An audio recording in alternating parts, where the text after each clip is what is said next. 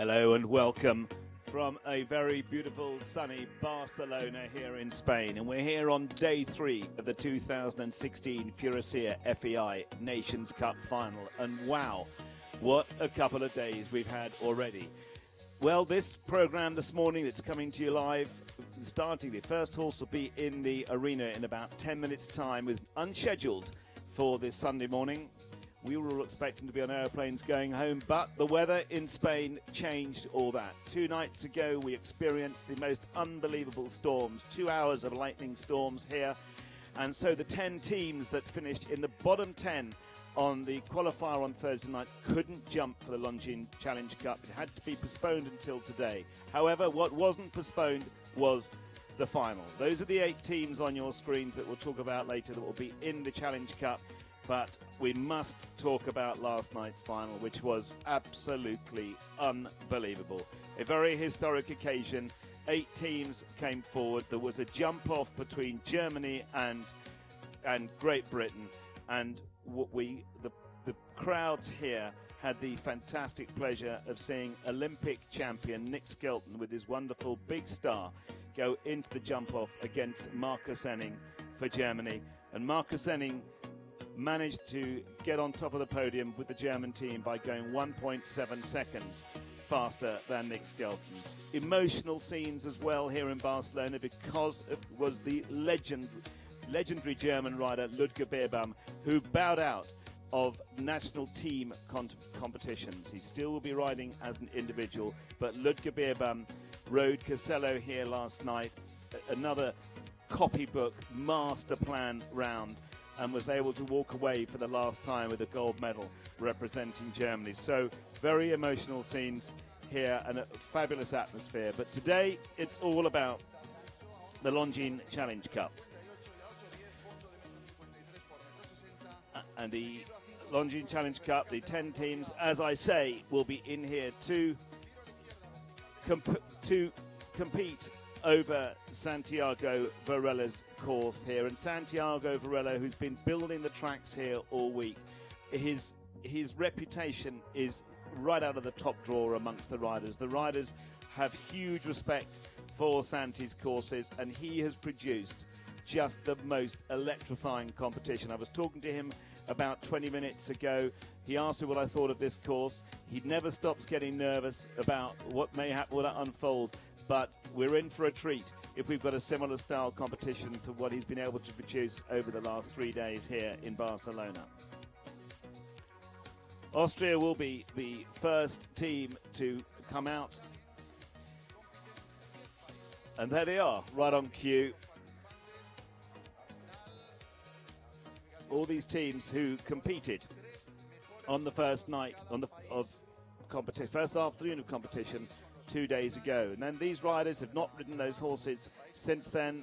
As I say, they were due to jump on Thursday, but we're here for the Longines Challenge Cup here on Friday. Peter Fredriksson replacing Malin Berger-Johnson in the Swedish team today. The teams who come here with 5 riders are allowed to make a change in the team during the competition.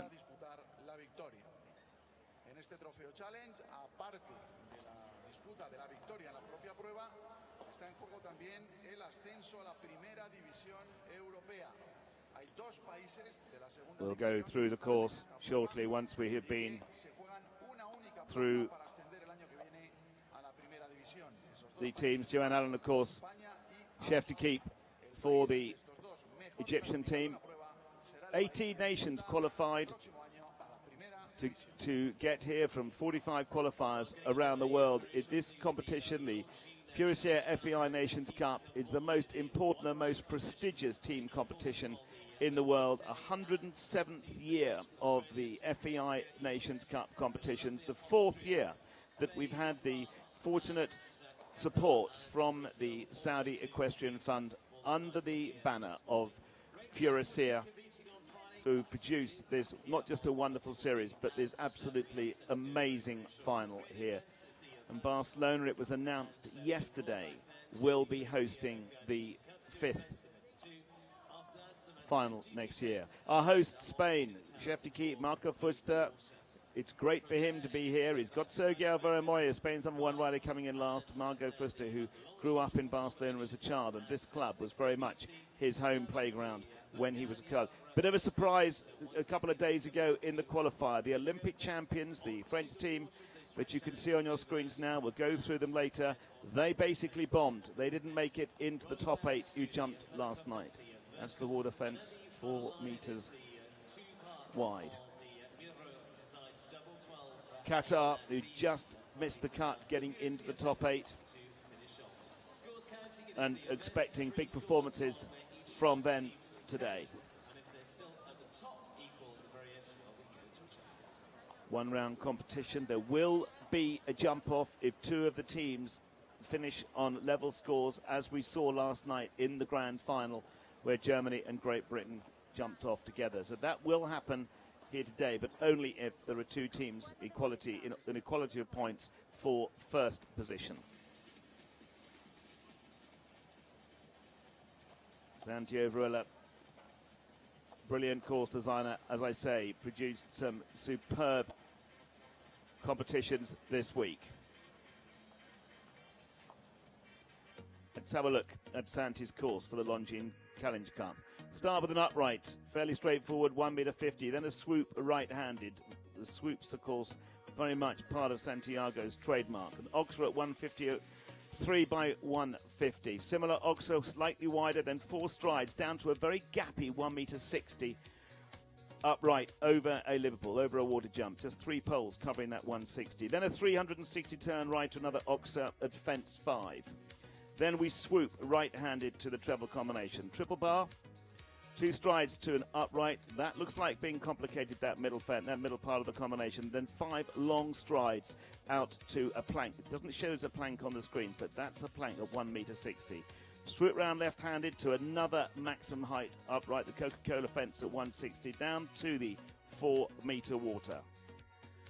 Another Oxer before we start the turn right-handed to get the last line. 160 upright. Down to the double. Horizontal stripes, the double. Slightly unusual. And then down to an Oxer, 154, the Furusiyya Oxer, and 160. Time allowed for this course, 82 seconds, 1 round competition. As I say, and it's only a jump off if there's equality of points for the #1 spot. Well, yesterday we saw a dramatic, absolutely fabulous competition for the gold medal for the Furusiyya FEI Nations Cup final here in this very arena. And the youngest rider to compete in that competition for the United States of America was young Lily Keenan, having her first opportunity to jump for her country, United States of America, in a team at a grand final. And I'm extremely pleased to say that I've been joined by Lily Keenan in the commentary box here in Barcelona. So, Lily, let's get you in here. How are you? I'm very well. Really excited to be here. Well, the first thing I must obviously do is to say many congratulations. Thank yesterday. you. Super Socks jumped his socks off, didn't he? Yes, he was a superstar. And I'm thrilled with last night. It was a little bit of a last-minute decision. The opportunity to jump came up. Luckily, the other horse that didn't show last night, he is okay. That's Lucy Davis's Baron, of course. Yes, and simply, out of caution, it's a very special horse, and they want to preserve him. So I was lucky to have the opportunity to come here as the reserve, and very grateful to my chef d'équipe, Robert Ridland. He trusted me. I am very green at this level, but my horse is very reliable, and this year I've been lucky. I've had a few very good top outings. My aim really was Hickstead, jumping the 5-star team there. So in the beginning of the year, Cian, my trainer, Cian O'Connor, and I talked through a plan for that. And I had some results in 5-star Grand Prix starting in Wellington. I was third. Then I was third in the Million in Ocala. Then moving into the summer, I went to Hickstead. I jumped on the team there. I just made a small mistake at the water the first round. So that was 4 faults, and then came back clear the second round, and then proceeded to end up third in the King George V Gold Cup on the Sunday. Then I kind of realized I was able to accomplish some of the things I was aiming for. I jumped another 5-star team in Spruce Meadows at the Masters. Sox again was a superstar, and then I found myself at the finals. So this was not an event that we necessarily planned, but when you get momentum and you have an unparalleled program behind you, it really makes the difference. When did you know? When did Robert ask you to join the team for last night? When did you get to that? I actually was warming up for the class earlier in the day. I was about to start jumping in the schooling area. I was about 8 horses out, and Kian came up to me and said, well, we warmed up a little early. The horse is going to go back, and we'll come out again tonight. So luckily... What went through your mind then? First, what is happening? And second, I'm going to be confusing my horse. He's now got to go back to a stall. And a lot of excitement. I mean, I was glad to hear the other horse is actually okay, and just out of caution. And I was grateful for the opportunity, so I was looking forward to it. Well, we'll talk more about it, Lily, as this competition unfolds. We've got the first rider coming into the arena. Australia, they jump in reverse order, the teams, from the qualifiers the other night. And the first rider for Australia is James Patterson-Robinson riding Amarillo. Interestingly, coming in first, he jumped in 4th place in the team, last to go in the team on Thursday, but he's here coming in first. The first to go in the Longines Challenge Cup, James Patterson-Robinson and Amarillo for Australia. Lily, interestingly, jumping in different order, I guess that's just a team decision. You know, Steve Mackham would have spoken to the riders. And in fact, it was Edwina who jumped first the other night. That's Edwina there, of course, standing with Julia Hargreaves in the kiss and cry area. That's a tactical move. The riders, do you think, would have said, do you mind if we just swap places to go?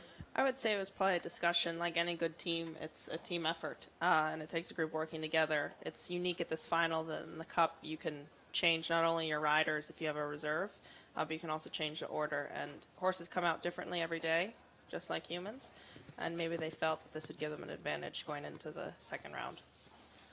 So 10 teams to compete for the Furusiyya FEI Nations Cup, jumping the Longines Challenge Cup.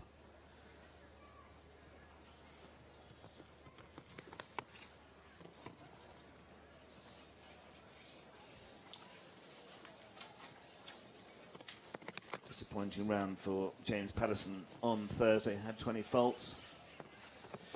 Lily, you've walked the course, the ground here. First thing, let's talk about the footing. You obviously jumped a fabulous clear for America here last night. It's great going, isn't it? It is, and even though this ring faced a lot of rain the other night, that's an understatement. the care and the footing definitely held up, and as it should at this level. Sure. Nicely through the... Oh, that spoke too soon.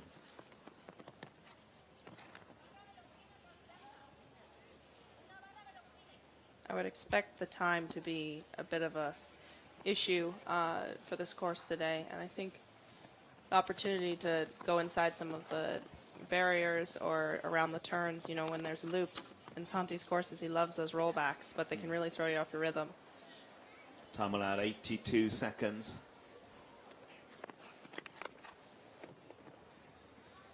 One down so far, 4 on the board for Australia.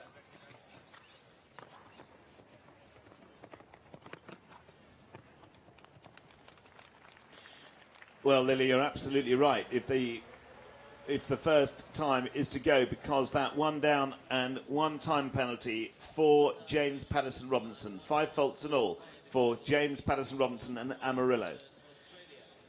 As you predicted, Lily, the clock, well, we've only had one rider, of course. It's very, very early on. The riders will be out there in the practice arena watching the monitors, knowing what's happening here. They might be reviewing their tactics a bit because of the clock, do you think? A bit. I would say that horse is probably on the bigger side, maybe not the quickest of movers. There are definitely a few places I feel he could have turned a bit tighter. So I'd say the riders to come will benefit from seeing that. He was just barely over the time, so I think there's definitely plenty of opportunities to make that up easily without risking too much. First rider for Sweden, Hotfoot, from the Rio Olympic Games, individual silver medalist at the Olympics for Sweden, Peter Fredriksson riding H&M Zalube. That's the 9-year-old gelding. Peter, who's been brought into the team today, replacing Marlin for Barriard. As Lily, as you mentioned earlier, one of the joys of this competition that you experienced to your benefit last night is that they can bring in a 5th rider. Yes.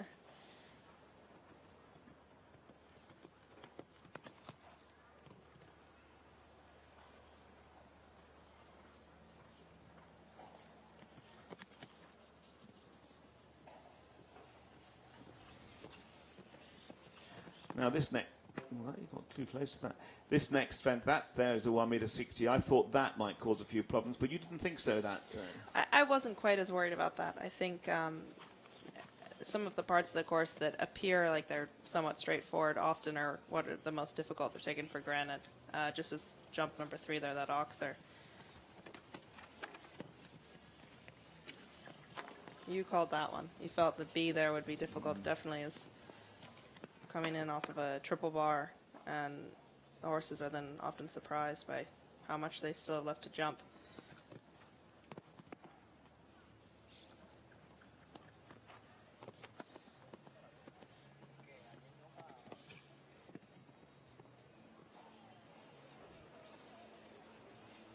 this horse, of course, just 9 years old, wouldn't have jumped a huge amount of tracks at this level.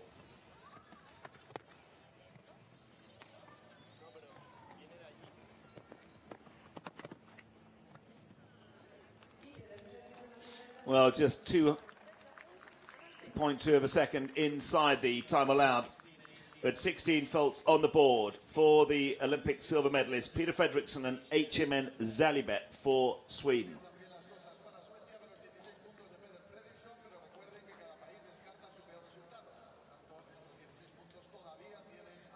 That gives a very good view of that plank. It's not only difficult distance to it, but also that is a very delicate jump. Caused a lot of problems last night as well.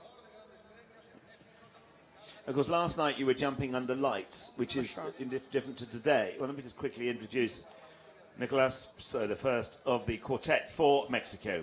Nicolas Pizarro riding Tema Skaltepec, another 9-year-old. This a mare by Value de Rue. Yeah, under lights, we're now in broad daylight here in Spain. Does that give you a different feel? It definitely gives a different feel, and I would say it depends on the horse. Some react better. My horse, for one, I had only come here and jumped a warm-up before last night, so I hadn't even really jumped a real course, and most of the horses that jumped last night had shown in the first round, or at least had shown earlier in the week. So I would say I benefited from that because my horse is so brave, whereas some of the other horses might not have been. But definitely, your night class horse is not always the same that jumps the best during the day. And then the best, of course, can do both. So I'm lucky mine can do both.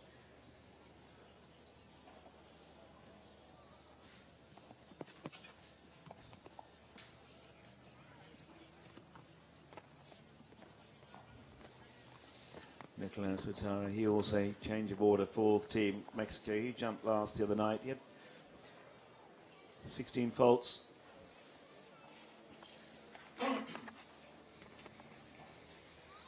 I think it's important to also remember that this course is going to be enough of a challenge. The teams that are jumping today, although they were not in the top 8, they still had to qualify to come here, and maybe the first day was just not their day, as we saw with the Olympic gold medalist team. Interestingly, that's what we were talking about that yesterday in commentary with Jess Curtin, and also, and I talk about it with other people. When you're jumping at this level, Lily, it's very rarely somebody's better than somebody else. It's just you're all so good at that level. It really is just whether you experience perhaps a bit of bad luck on the day. Absolutely. It's tight, but that's what makes a competition exciting. Look at last night; you couldn't get any better than that, could you? It was, except you finishing on top of the podium, of course. That would have been better for Egypt. Tahir Mohamed Zayada riding the 12-year-old gelding Zarko.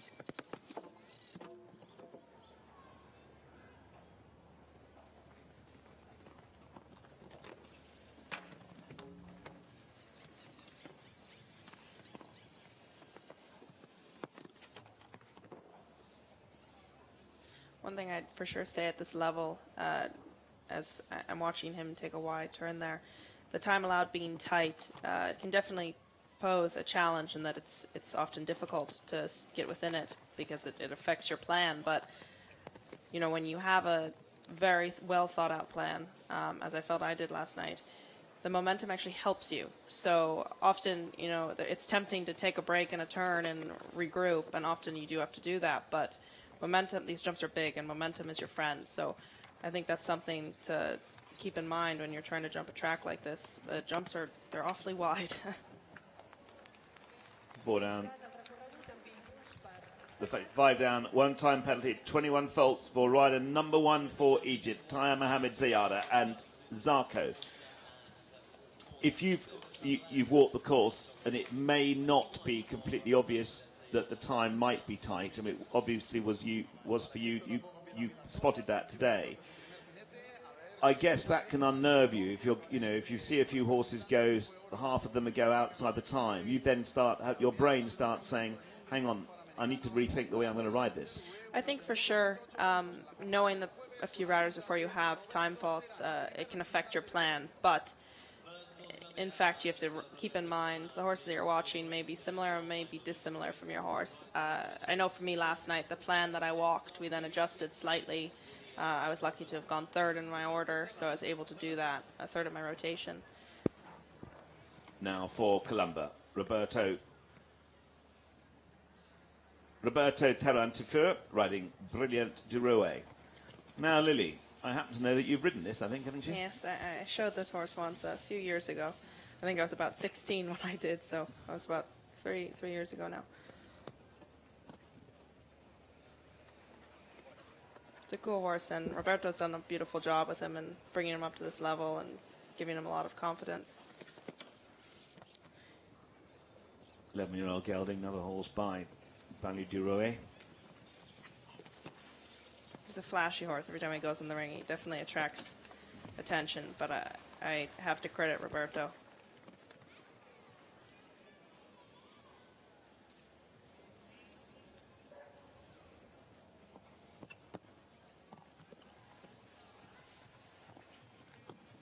Still clear. He opted for 7 strides there. It walks pretty out of stride in 6, and I would say after the water there, I did a similar thing last night. Felt I needed to regroup my horse quite quickly and throttle it back, so he did that after the water, doing 7 strides to the red oxer. This is good. The clock's at 82 seconds this time allowed. He's not going to get inside that time, but he is clear jumping. So, 1-time penalty. That is the best round we've seen so far. No jumping penalties except 1-time penalty for Roberto Tarantifur and Brilliant Durouet for Colombia. That was a lovely round. It was. Roberto did a beautiful job there. The horse jumped lovely round, very consistent. I'm sure he'll be kicking himself just a little bit for that time fault. A few places he could have tightened up slightly.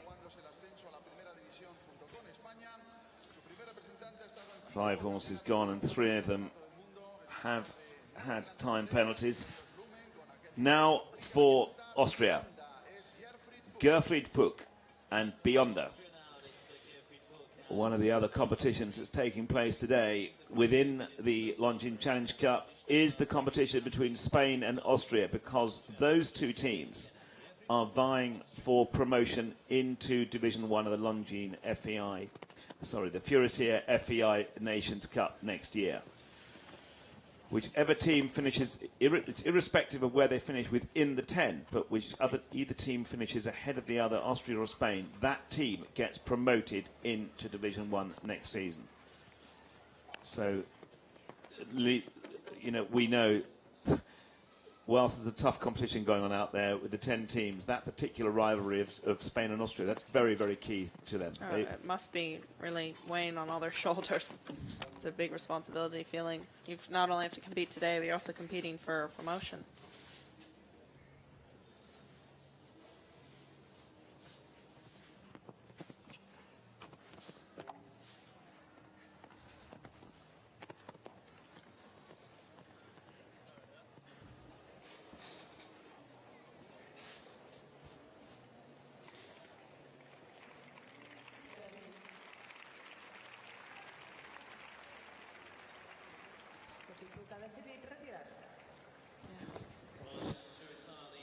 Well, go for a book and Beyonder, they retire. And each of these teams of 4 have the opportunity to discard a score. Just the best 3 scores count. And so the pressure now on the remaining 3 Austrian riders, because they know that their 3 scores will count whatever happens. So, go for a book. Beyonder for Austria retires. They're first to go for that team. One of the 2 teams vying for that promotion into Division 1 of the Furusiyya FEI Nations Cup next year. And the other team up against Austria is Spain, and the first rider for them in the arena in front of a home crowd, Manuel Fernandez Sarro, and You Watch.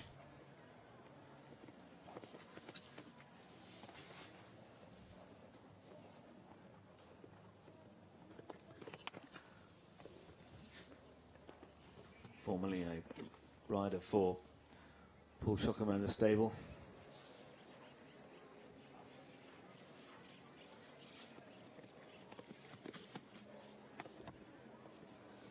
He did that beautifully. He allowed the horse to fall through the turn, cross the oxer without thinking about the next combination too early.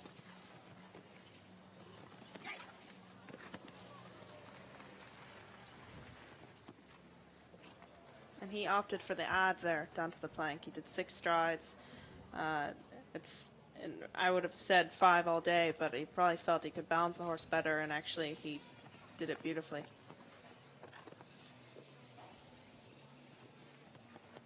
And there again.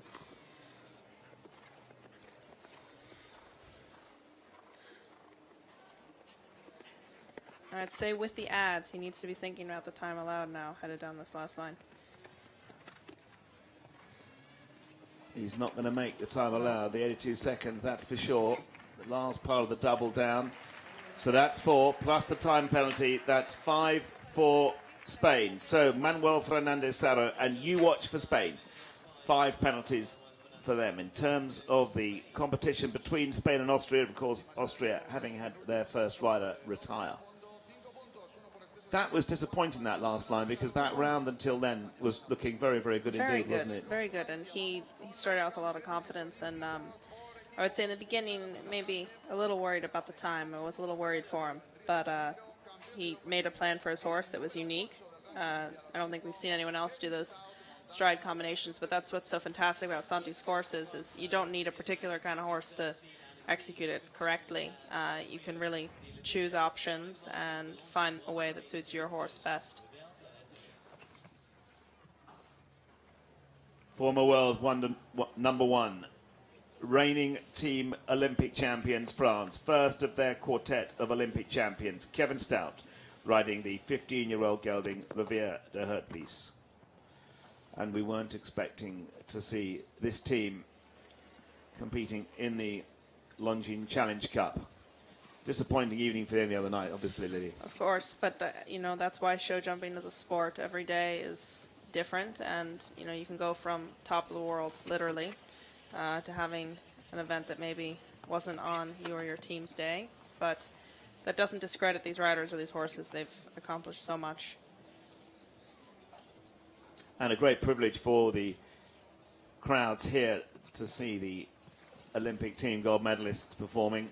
They also were able to, in the water, I think? Yes, in the water. So he's had jump 3 and in the water so far. And just going to say, they also had the pleasure of seeing the individual Olympic champions, Nick Skelton, and his wonderful big star jump for Great Britain yesterday. Incredible rounds all week, really. Incredible horse. They're always such a pleasure to watch. Kevin Stout for France, he sorted out the time, that's no problem, but he did have a fence down and a foot in the water. So France post an 8 on the board. First rider for them, Kevin Stout, Rivière de Hertpiece, 8 faults. Quite interesting, you know, the clock obviously is going to play a part, but we've just seen 2 consecutive horses, and I think there was something like 6 seconds between those 2 rounds. Yeah. Which is an incredibly long time, isn't it? It is, and I think that is also, as we said earlier about Santi's courses, because there are so many rollbacks, your rhythm can really, really get knocked off, and rhythm is so critical to not only executing the course cleanly, but also making it within that time. And I would say Kevin did that probably the best of anyone so far in terms of sticking with his rhythm. And he's obviously used to jumping at the highest level and doing so successfully. Qatar, first of their quartet. Hamad riding Abagino, 13-year-old Westphalian-bred gelding. And I suspect it's on YouTube, but we talked about the weather because it's worth talking about. I saw a clip of a video on Sheikh Ali's phone of the Qatari stables the other night, and there was a river running through it was about 15 centimeters deep, just running through their stables. Incredible. They really got hit hard. Lack of drainage, I would say. We were lucky. The U.S. team, our stables were totally dry. Our horses couldn't care less. And we had 2 hours of lightning. Did that affect you at all? I was worried about my horses. I was thinking that they must be worried, but they weren't. I went and saw them, and they, if anything, were peaceful.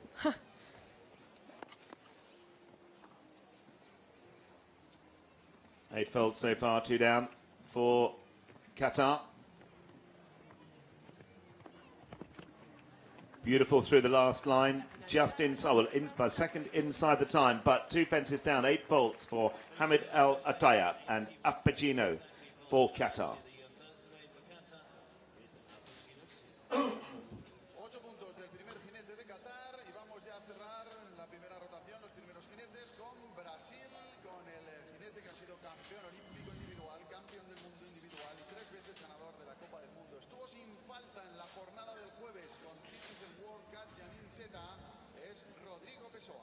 Three times winner of the FEI World Cup final, Rodrigo Pessoa, first of the 4 riders for Brazil, riding Citizen Guard Cajanin.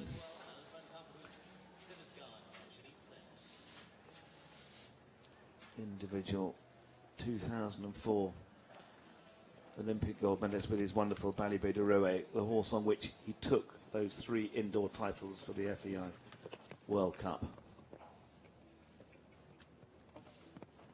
And if there's anyone that can make a plan for this course and execute it, it's Rodrigo.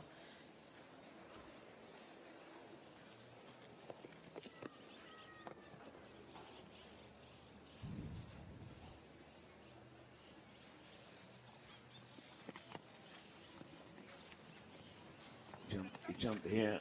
He did that beautifully. 1992 in this arena for the Olympic Games then. That didn't work.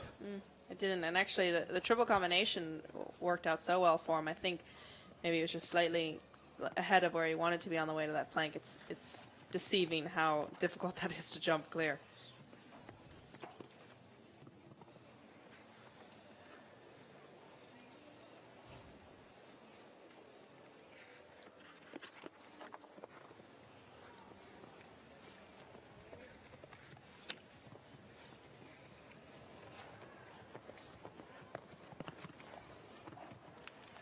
One down, 4 faults for Rodrigo Pessoa and Citizen Guard Cajanin.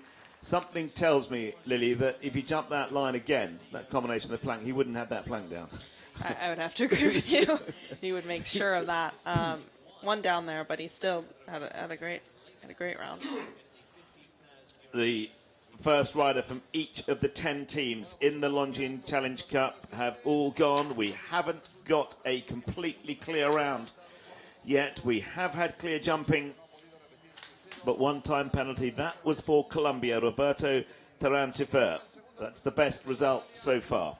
Rider number 2 for Australia. 5 faults posted on the board by James Patterson. Now the turn of Julia Hargreaves and Vidor for Australia.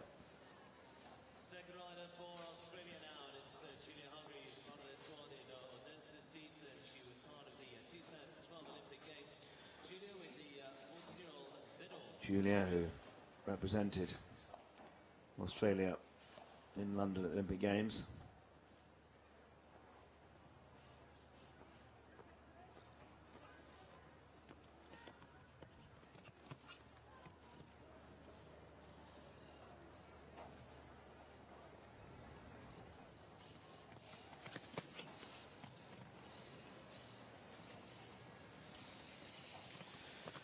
Best of the 4 Australian riders in the qualifying round on Thursday.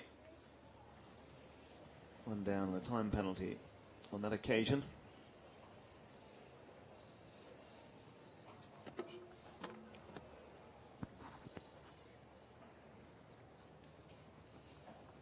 That Blue Oxer was in a similar position last night. Of course, it was coming out of a 4-stride line, not standing on its own, but posed a lot of problems then, and then now again today. There she'd be of the triple combination. You actually called that early on when we walked the course, that you felt that was going to be the most challenging element of the combination. So far, it's definitely, I think it's fallen down the most out of the 3 elements.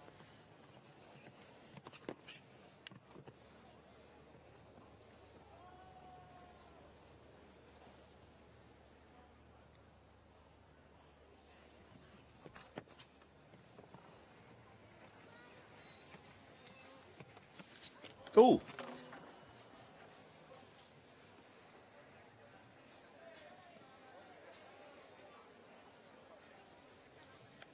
That just looked to me as if she just misread the stride. I think she just misread the stride, and you can see there she's feels badly for her horse. I think you know, that can happen to anyone, especially even at this level.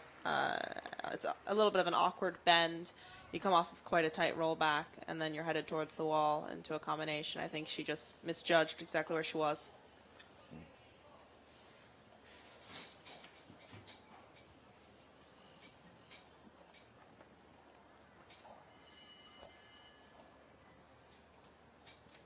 Okay, she's coming again.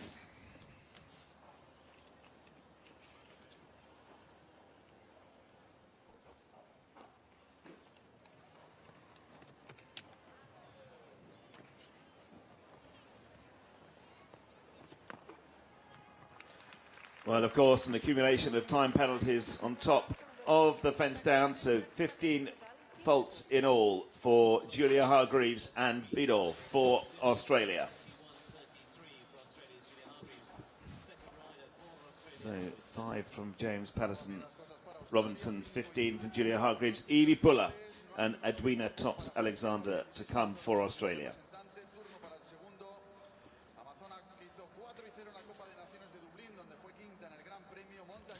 Well, disappointing start for Sweden from the Olympic silver medalist Peter Fredriksson. He had 16 faults. Now rider number 2 for Sweden, Angeli von Essen, riding the 10-year-old gelding Newton Abbott. Back in 2014, Sweden stood in 3rd place on the podium here at the grand final. Angeli actually won the speed class yesterday on her other mount. How many horses have you brought with you here? 2. I brought 2 here. Super Socks and Be Gentle. How's Be Gentle got on? Very good. She actually was 4th yesterday in the speed, and then she was going to jump today, but of course they cancelled that class for this event. Oh, they've actually cancelled the class, have they? Yes, they did. The 145, okay. the speed challenge was going to go today. So she's done. She had a great week, though, and she didn't need to jump again. And where do you go next? That's actually a very good question. I go to university. We'll come on to that in the break. I want to talk to you about that. But as far as my next show, I'm not sure yet. I think I'm going to probably go to some smaller events. I do go to school full-time, so I would say this is definitely my last major event of the year, and it's a great way to end the year for me, something I couldn't have dreamed of. But I will definitely be showing, and I'm going to keep riding, and I think in Wellington will really be my next major event. So she landed in the water there.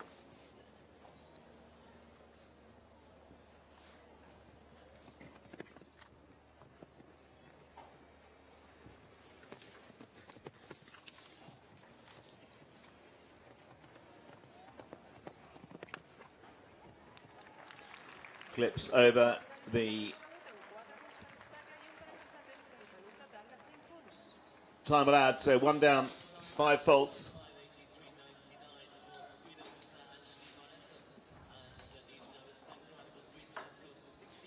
So 16 from Peter Fredriksson, 5 from Angeli von Essen.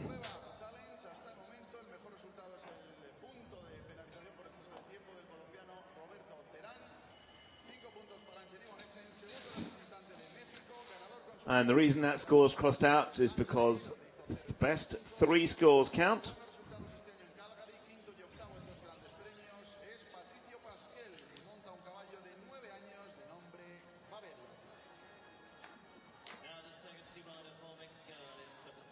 12 faults posted by Nicolas Pizarro and Temescal Tepec for Mexico. Now their second rider, Patricio Pascal, riding the 9-year-old gelding Babel.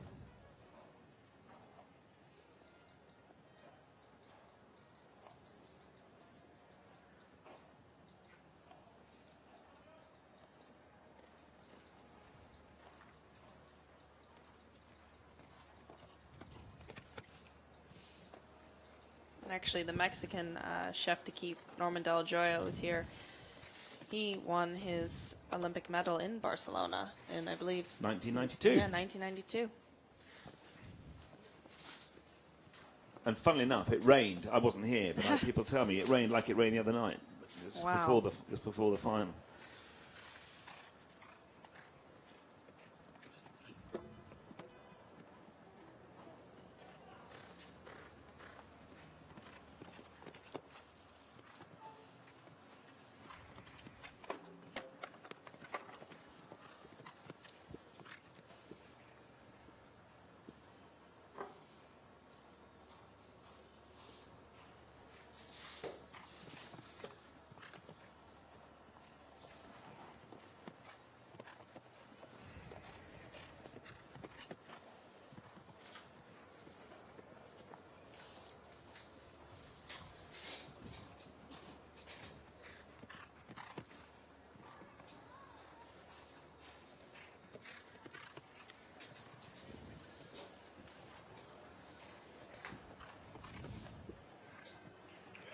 Pushes through the timers, Jens, on 12 faults there.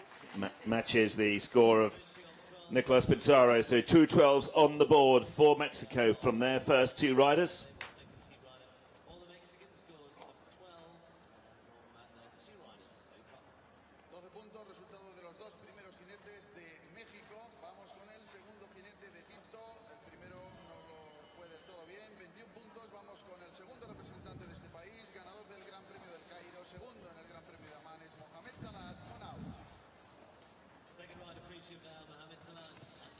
Now for Egypt.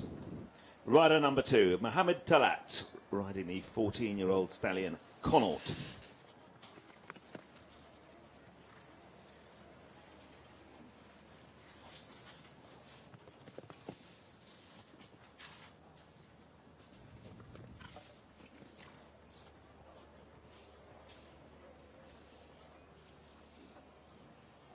He opted for 5 strides down to the Liverpool. It's a closed-face Liverpool, so the front of it is flush with the hanging rails, but then it is sitting out on the backside. That can be very difficult for a lot of horses. And in theory, you'd think adding and ending up there deeper actually would make it more difficult. In fact, often with some horses, it's helpful because you get them to concentrate by forcing them to collect as long as they agree to listen. If they can collect early enough and you're able to make room, having a slower tempo headed to it can often help you clear it.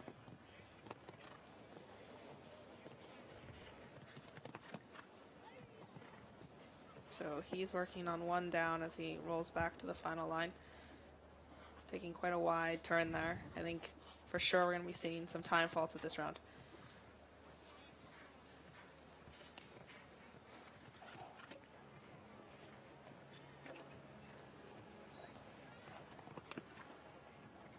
Gets away with the rub of the second part of the double, but 7 on the board.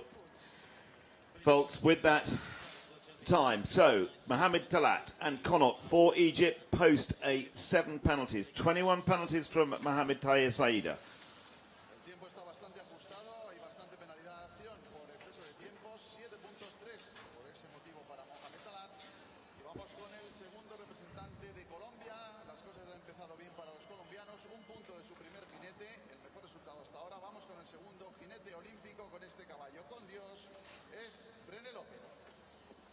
50% of the riders so far have had time penalties. So the clock playing a part here in the Longines Challenge Cup. Well, the best round so far has come from Colombia. That was a clear with one-time penalty from Roberto Turan. Now the turn of René Lopez and Con Dios.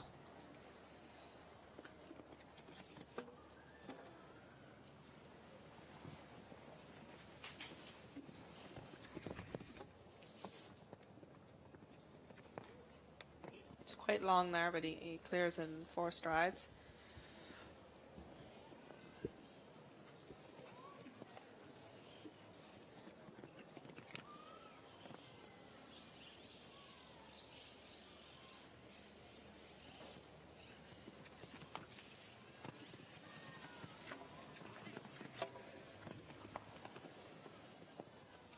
Ooh.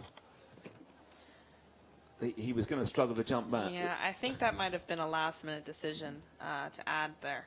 Looked for a moment that he was actually planning on doing the 5 and felt his horse just wasn't quite with him. Foot in the water.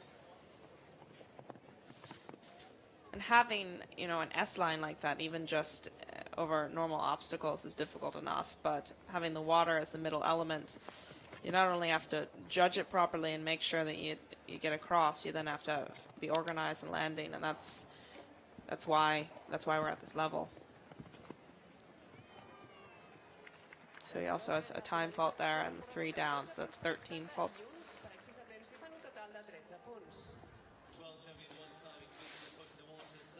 So 3 fences down, 1 or 2 fences down, foot in the water, one-time penalty for Colombia, 13 faults in all for René Lopez and Con Dios.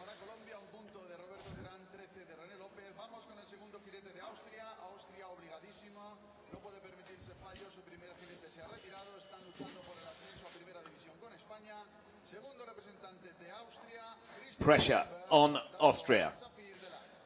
Gerfried Brooks' retirement means that their next 3 scores have to count. They don't have the luxury of a discard score. So Christian Romberg and Safir Delac for Austria. Austria in this battle with Spain.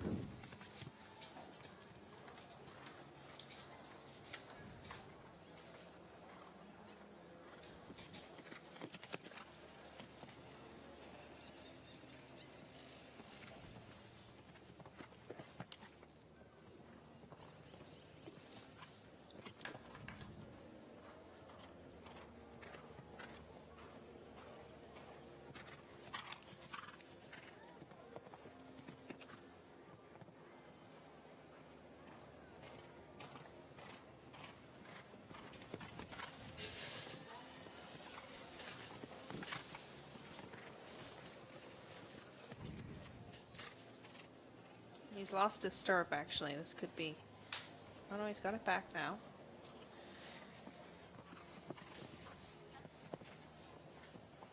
As you said earlier on, now that all 3 scores are critical for this team as they no longer have a drop score.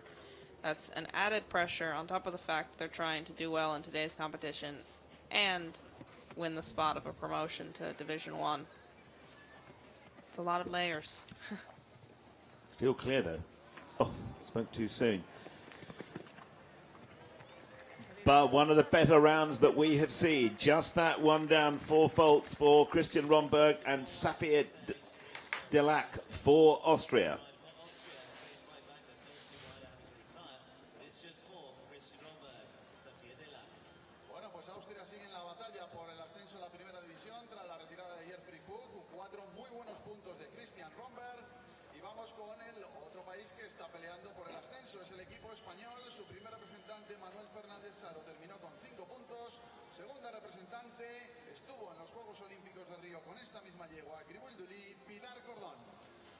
For our hosts, rider number 2 for Spain, Pilar Lucrecia Cordon and Gribuli Dulis.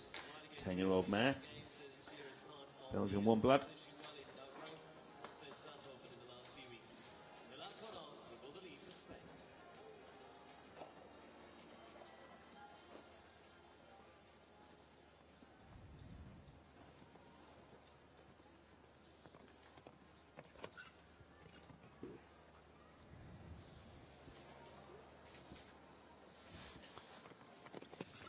This little internal critical battle between Spain and Austria. Whoever finishes best out of those two gets promoted into Division 1 of the Furusiyya FEI Nations Cup for the following season, for next year. There is a crowd watching. This is the host country, so I'm sure everyone's on the edge of their seats hoping to make sure their team qualifies.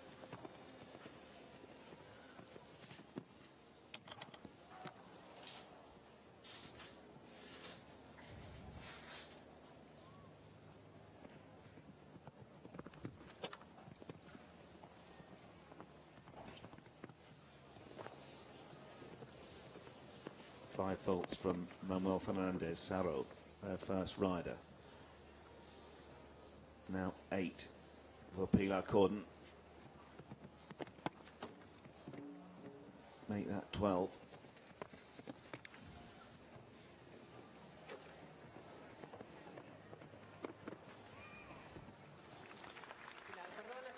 And stays on 12, so bit of pressure now on Marco Fuster's team for Spain. So 12 faults, 3 down for Pilar Lucrezia Corden and Gribul Dulis.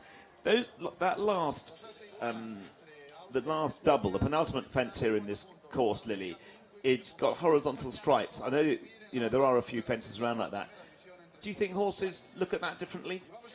I think it depends on the horse. I know last night that was the triple combination. It was again at the end of the course along the rail, just on the opposite side of the arena, and it posed a lot of issues. But I would say that that was due to the distance and having the triple so late in the course, more than really the colors of the jump. But of course, you know, horses react differently, and it for sure could play a role.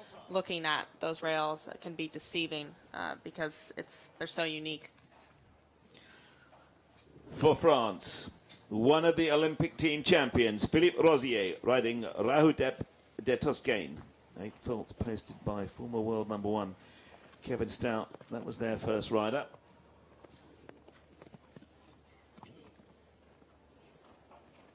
Philippe Rosier, who just missed a medal back in the Sydney Olympics in 2000, was able to put that right in Rio a few weeks ago.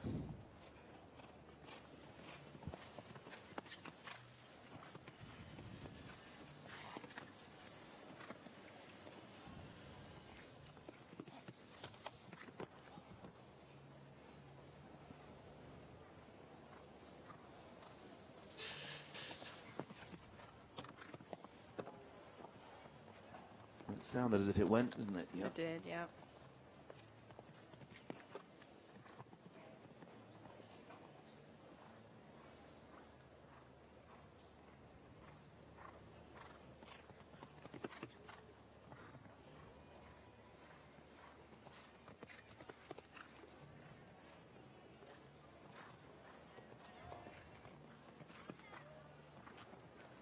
Very nice down the last line, but 3 fences down earlier on in the course. So Philippe Rosier for France posts 12 penalties, 8 from Kevin Stout, 12 from Philippe Rosier.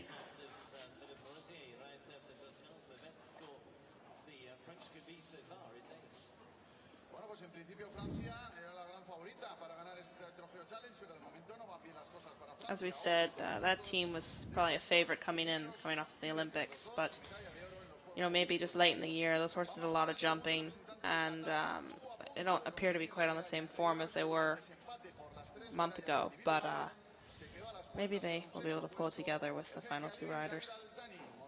I thought Big Star, you wouldn't know he'd been out for 3 months. No, to do. not at all. Fantastic. Yeah, and that pair is always incredible to watch. But once again, they put on quite the exhibition over all 3 rounds that they jumped. Rider number 2 for Qatar, Sheikh Ali Al Thani, riding the 11-year-old gelding, first division. Regular member of the Qatari team over the last 6 years, when we've seen Qatar come from nowhere to being an international force in this sport.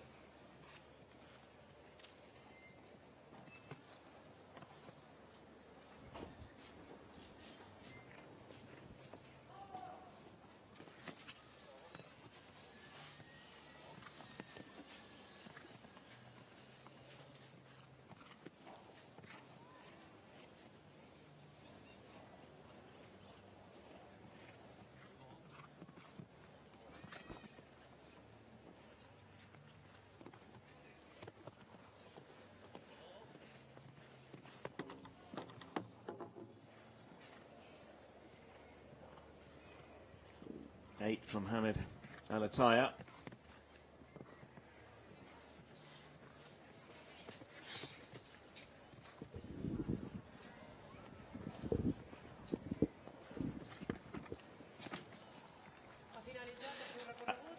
And a matching 8 from Sheikh Ali Al Thani. So 2 down, 8 faults for Sheikh Ali Al Thani, 4 Qatar and First Division, 2 8s on the board. We're only 1 rider away from getting to halfway stage, and Lily, we'll reflect on what we've seen so far. There'll be an arena rake, I think, after that, after the next rider for Brazil, which will give us an opportunity to. Oh, that's the frustration. One thing I will tell you is that the camera is always on the kiss and cry area, and the emotions you see there are fantastic. Yes, hence kiss and cry. Exactly. And I would say for Sheikh Ali, as he started there, it started out so well, and after the water, I'd say his ride didn't quite go as planned. He was a little late to balance there. 4 faults from Rodrigo Pessoa. Now the turn of Stefan de Freitas-Baca riding Lampeter do Furleto for Brazil.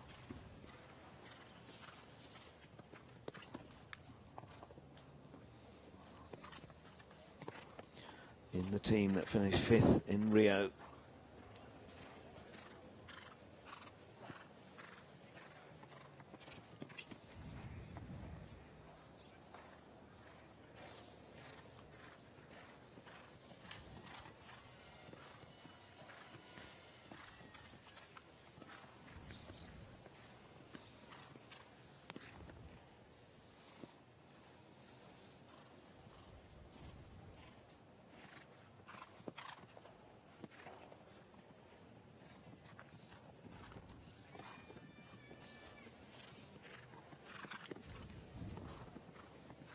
Still looking for our first clear.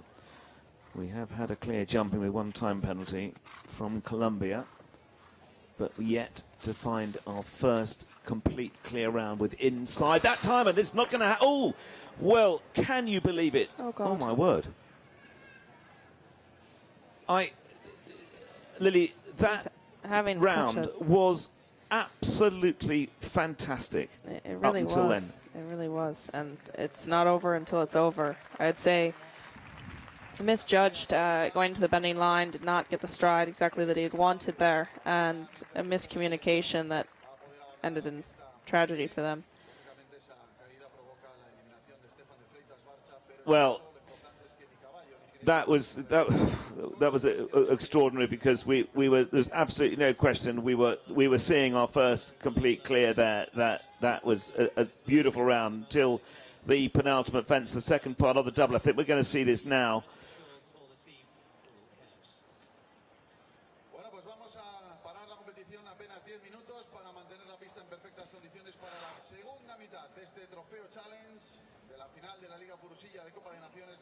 Well, glad to say that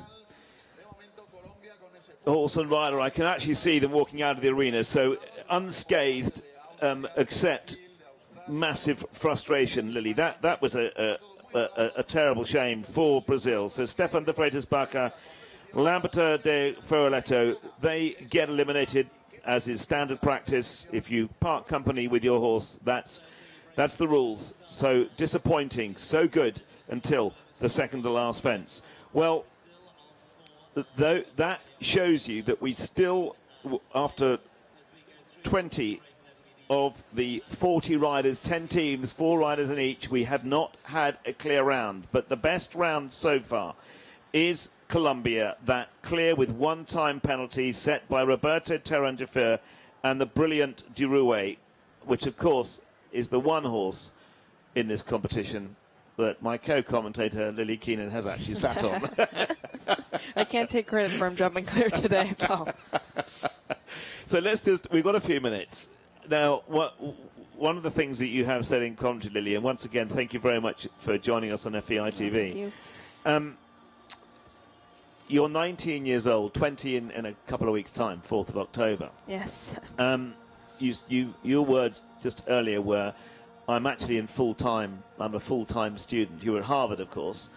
Yes. riding horses at this level, you've just jumped a clear round at one of the biggest, if not the biggest, jumping international final here in Barcelona. How do you fit all that in? It's a lot to fit in, but I'm lucky that the program that is in charge of my horses and my riding, that's really what makes it possible. And my family supports me. They make it possible for me to do both. Education has always been very important to my parents and to myself. It was never really an option.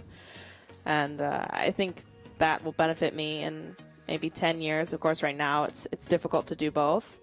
But at the same time, I'm very grateful for the opportunity to balance both. And coming to the final here as the reserve, it wasn't even really a plan or a dream for this year. It just worked out, built up on my results, as we had said earlier, from Wellington, then in the Million in Ocala, going to Hickstead, and the Masters, and then I found myself jumping the final in Barcelona in the Nations Cup, second round, and jumping a clear that my team needed to make it to the podium. So it's all progression. And at Carlswood, with Cian O'Connor, who trains me, they manage my horses because there's a lot for me to be dealing with between homework and exams and going to class.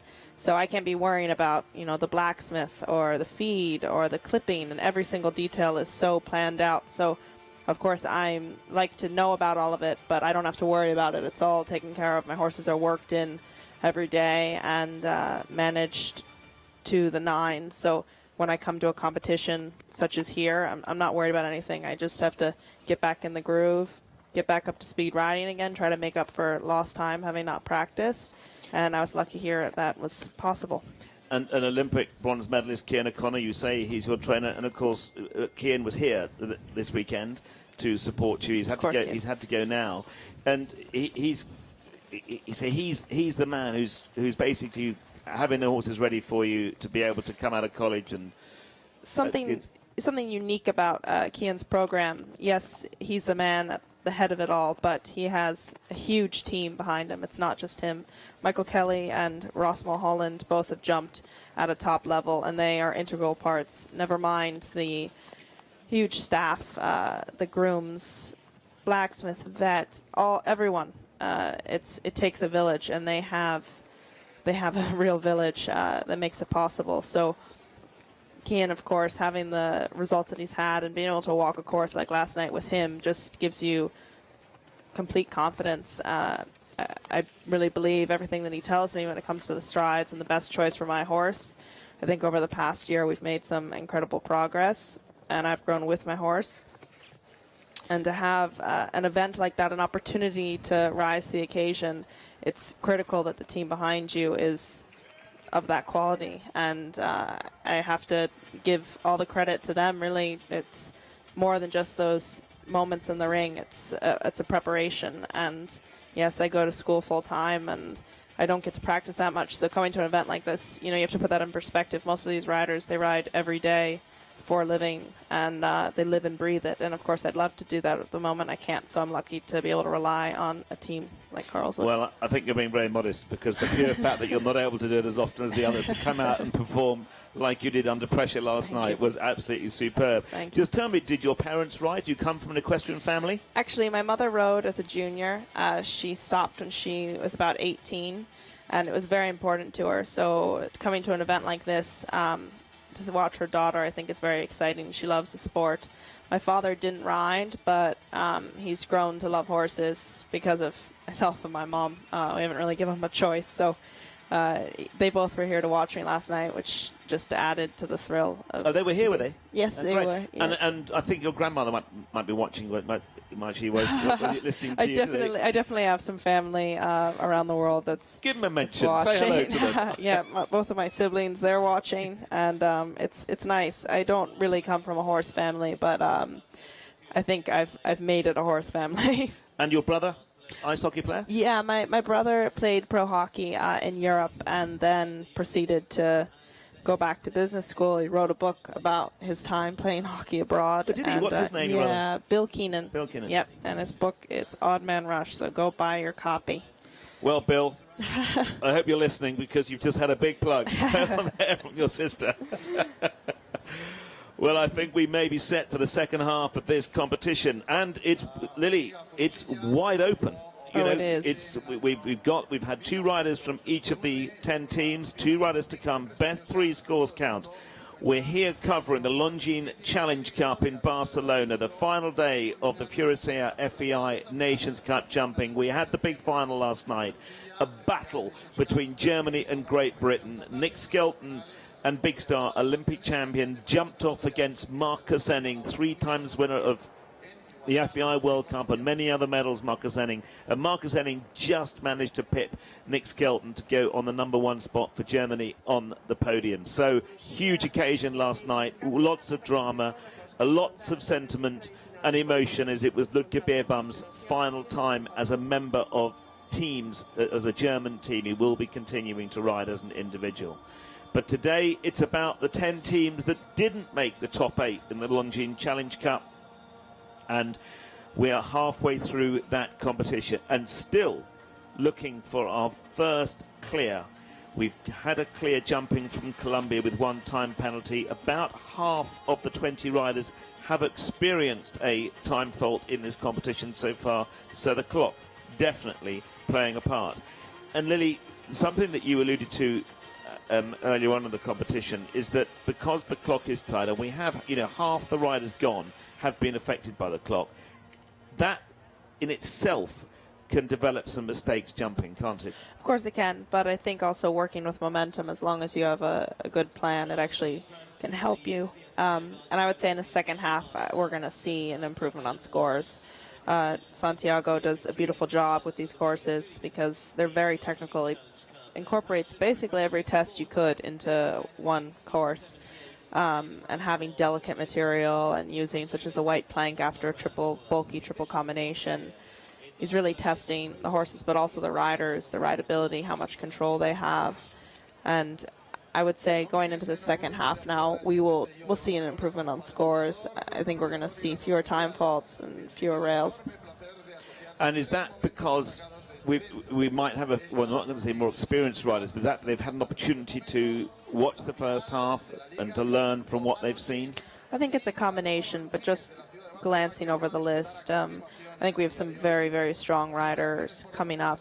And, of course, being able to watch can serve as an advantage. You get to fine-tune your plan. But I'd say there's plenty of riders here that have seen plenty of courses such as this that will be able to execute according to plan and jump clear. Jumping in reverse order the teams from the qualifying round on Thursday. And the first rider to come in on the second half, the final half of this competition, the Longines Challenge Cup. 2 riders to come in from each team. For Australia, Evie Buller riding Stanley. 5 penalties from James Patterson, 15 from Julio Hargreaves.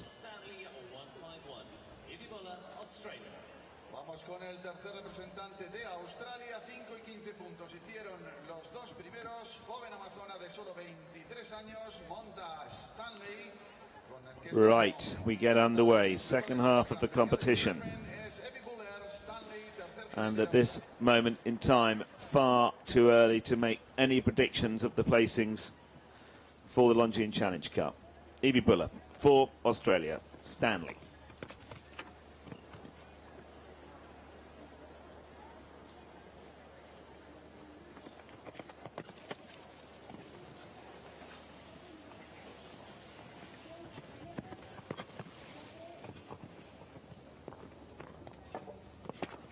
The bending line there from 2 to 3, most of the class it's done so correctly has done 9 strides there. She did, but then the 4 got away from her, jumped quite flat. And there again at the blue ox there. I think this horse just needs to be pulled together and maybe not left quite so much to his own devices.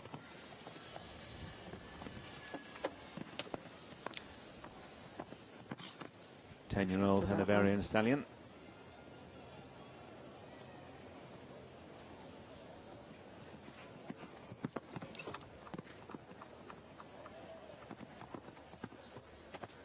In the water.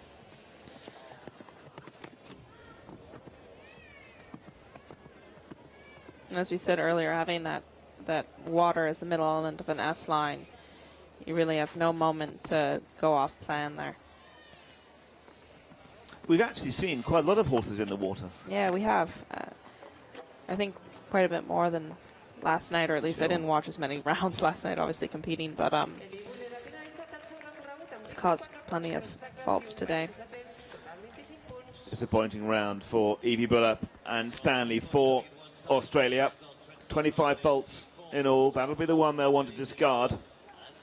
5 and a 15 from their first two riders. Edwina Tops Alexander and Igo Van Alti will be their last line rider. Of course, the most experienced lady rider, or most experienced rider in Australia to come last.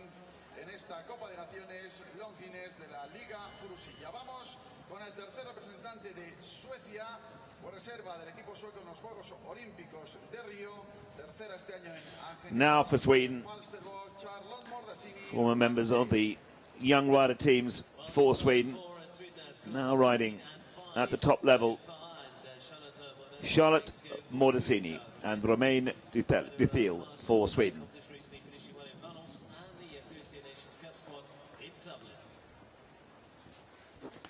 Sweden at 16 from Peter Fredriksson, a 5 from Angeli Barnessen. We've got former world number 1 Rolf Furen Benson to come as their fourth line rider.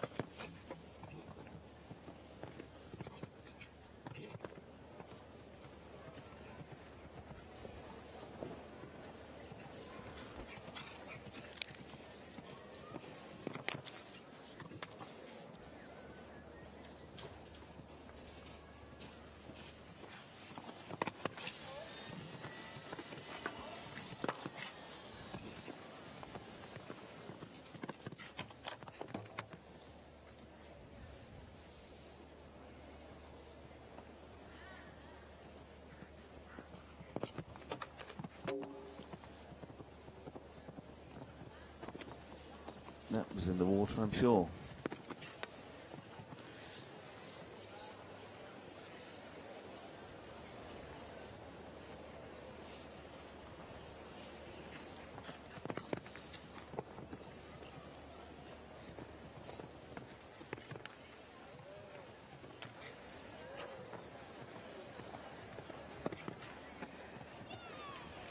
Clips over the 82 seconds, finishes on 21 faults, so another disappointing round for Sweden. 21 faults in all for Charlotte Mordecini and Romain Duthil.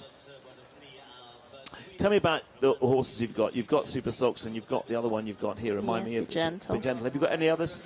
Yes, I have 2 8-year-olds and I have a 7-year-old. And they aren't obviously showing at this level yet, but I have some horses that I'm excited about for the future. I've been lucky that this year and previously looking for a few younger horses to start working with to bring up, and Kian's found me some special ones, so I'm excited about the future with them. Third rider for Mexico, Federico Fernandez, riding the 11-year-old Guru. Federico, of course, he's been represented Mexico many times at the FEI World Equestrian Games, at the Olympic Games, and at World Cup finals. Long time established team rider for Mexico, Federico Fernandez and Guru. And I think with the time allowed here, where we're seeing them struggle are these rollbacks, even just from 1 to 2. You have tight loops and they knock you off your rhythm, but they also, it's deceiving. If you turn wide, you might not actually realize how wide you're turning until it's too late.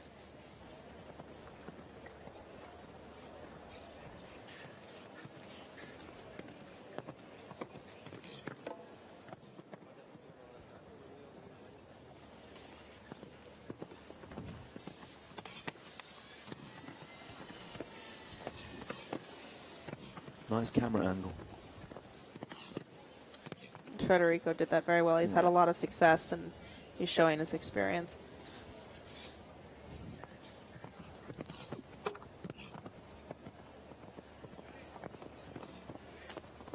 Oh, water. That almost looked like a little bit sloppy at the water. Yeah, I think the horse wasn't quite motivated enough to reach for the tape.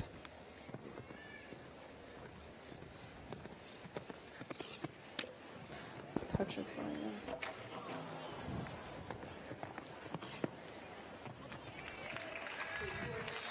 Well, 2 down, 1 time penalty for Mexico.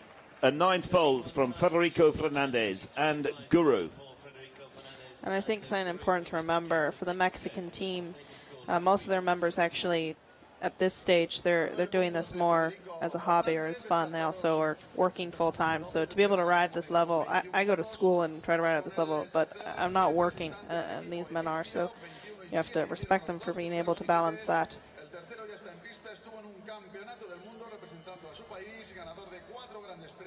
And that's showing a possible score of 21. That's, of course, if their fourth line rider goes clear.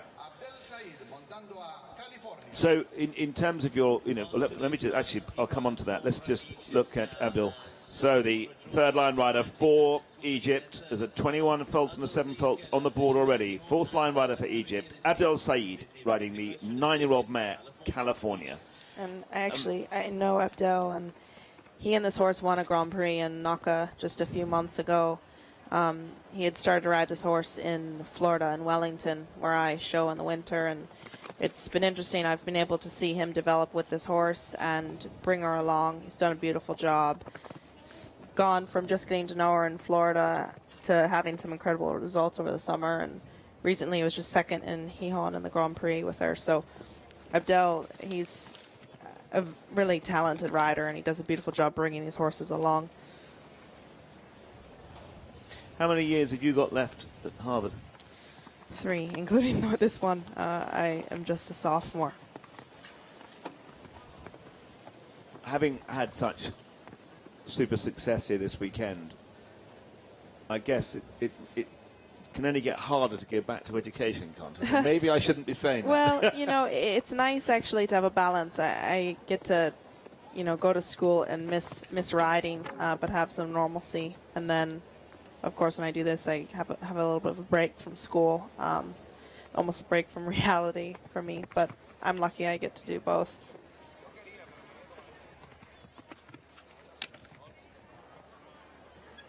Just the last 2 down at the moment.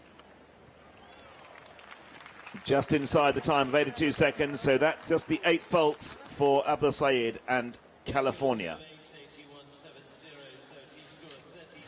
Lily, we're still looking for our first absolute clear. Yes. We've come close. We have. Yeah, that was for Colombia.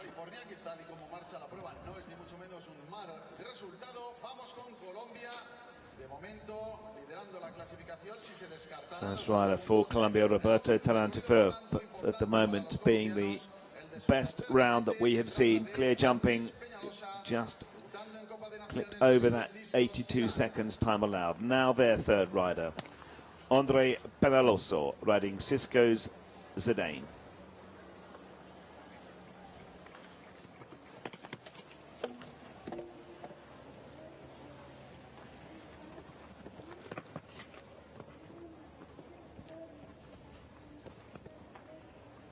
You've obviously got to get your brain moving quickly forward if you have the first fence down, don't you? For sure. And then the second, then you've got a whole lot of course to jump and try to leave the rest of them up.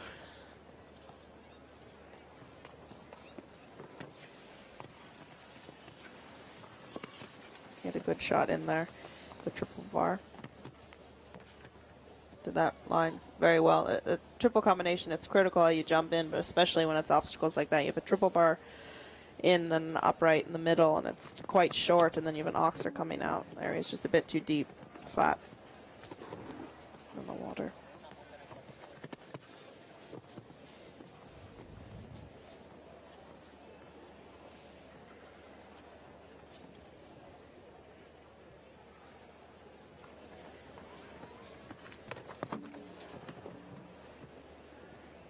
So you just misjudged that, actually. Is he retiring? Yep. So our second retirement of the competition. Andres Penaloso, Cisco's Zidane retires. That means the two previous earlier scores for Colombia, that one-time penalty and the 13 faults from René Lopez, they will have to count. Which means, and that's confirming it on the screen, they've got a possible final score of 14.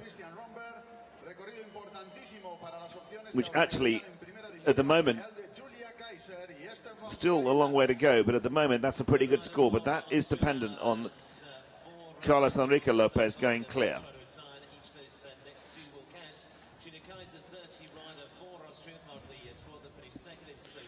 Austria, that was the other retirement, Gerfried Puck. Second rider, Christian Rombo, did a great round with 4 faults. Now the turn of Julia Kaiser for Austria, riding Sterahof's Cayetano.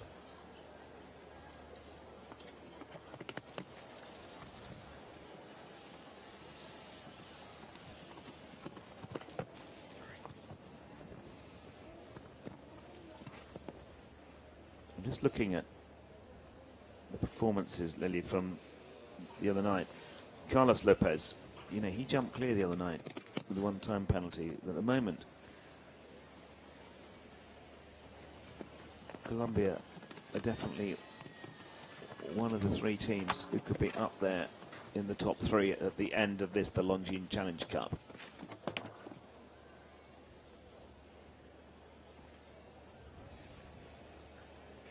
I think as she came around the turn there to the triple combination, she actually had been doing quite a good round. She just jumped in a bit quicker than I think she would have wanted. It kind of knocks off your plan for the whole line.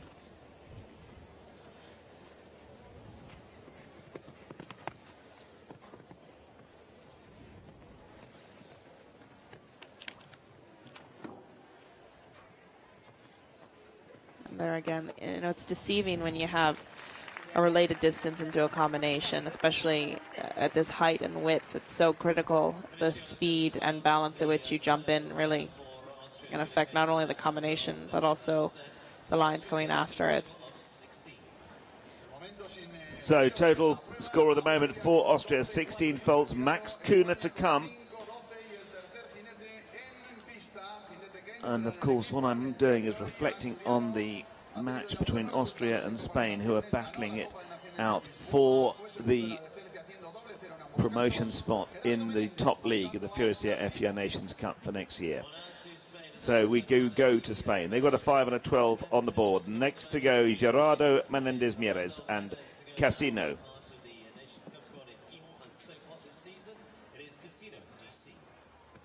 Jumped for Spain in some of the Nations Cups to qualify to be here in Barcelona. Spain would, of course, have been invited as hosts to take part in the Nations Cup here, but they qualified in their own right.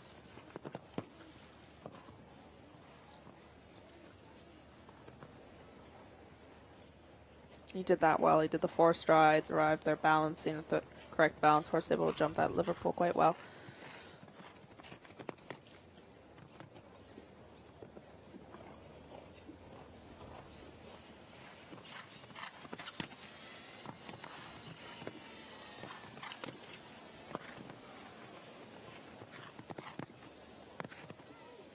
Foot perfect through the line with the triple combination, that awkward plank at 1.60 m coming out.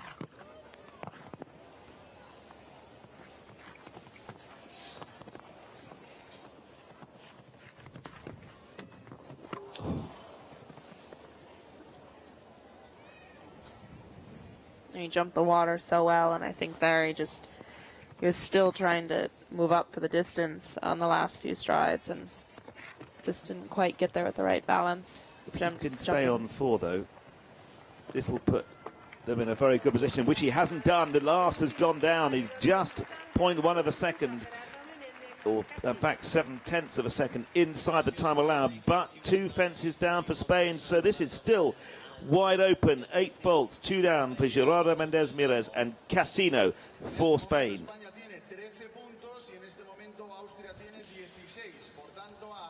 It's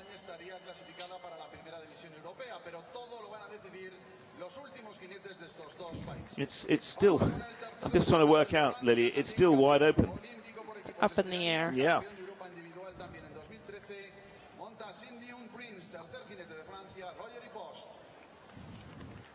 Now we go to the third member of the Olympic Championship team from 5 weeks ago. Former European champion also, so 2 major titles under his belt. One of the longest serving members of international teams in this sport. For France, Roger-Yves Bost and Sydney Unprance. And Bosty is so wonderful to watch. I'd be fairly confident Bosty's going to show us how to complete the track, not only cleanly, but also within that time. He's always so fast. Bosty actually opted for the 5 strides there. I'm not certain if that was his plan. Didn't quite work out. He was deep there at jump 4.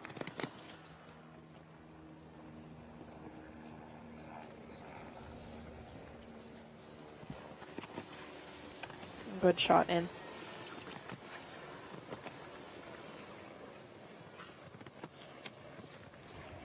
Opted for the add again there to the plank, and it worked for him this time.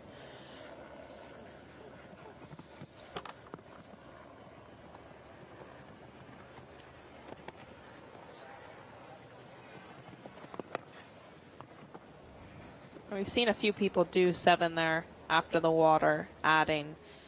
Not many do it quite as well. Bosty was able to really collect early enough and make room. Oh dear. Oh. What I was about to say, Lily, was, as he was approaching that last line, was that despite the full fault, this is one of the better rounds that we've seen. Yeah, it definitely started out that way. And that's not the first problem we've seen at that combination towards the end. I think the 7 into it, the 7 strides got a bit away from him. He wasn't expecting it to come up quite so forward. And like we said earlier, when you jump into a combination, it is so critical how you jump in. Well, not a great week for the Olympic champions. And a retirement for Roger-Yves Bost and Sydney Unprance. So that means France, with Penelope Leprevaux to come, with a wonderful Florida Mariposa. They're on 20, whatever happens. 8 from Kevin Stan, 12 from Philippe Rosier. Now, for Qatar, 2 riders to come, 2 third-line riders to come. Then we've just got the final 10, 1 from each team. Ali Al-Rumayhi for Qatar and Gunda.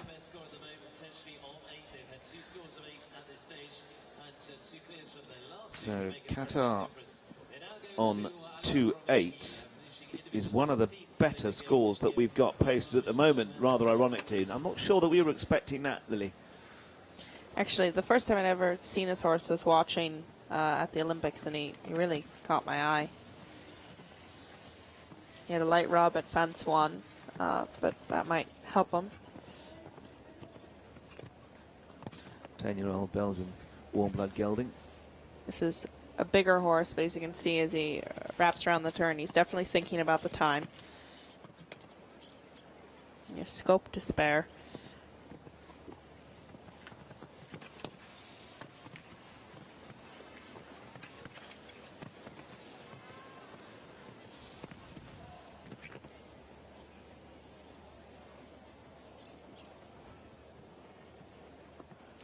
So, I mean, your star, Super Sox, he's just 10, so that must be rather exciting as well. Very exciting. He's still got his career ahead of him, which is always nice, you know, to have a horse that's able to step up and mature so quickly and well. I got him when he was 8, so I've grown with him.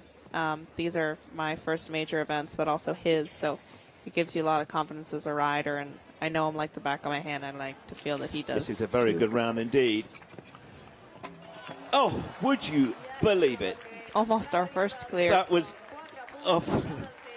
Well, that was an extremely good round. It was 4 faults. It was just the last fence down for Qatar. 4 faults, 1 down for Ali Al-Rumayhi and Gunda for Qatar. 2 8s and a 4. Bassem Mohammed to come. This is He did jump a beautiful round. I think the last line there, he just needed a little bit more motivation to cross. It's a very, very wide oxer, the last.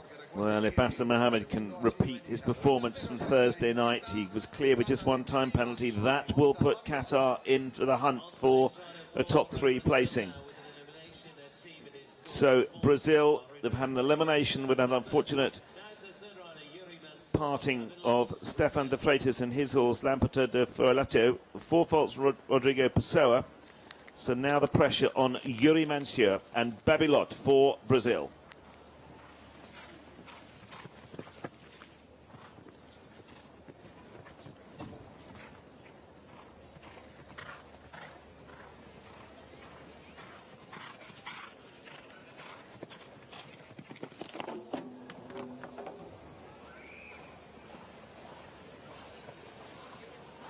Misjudgment there at the blue oxer.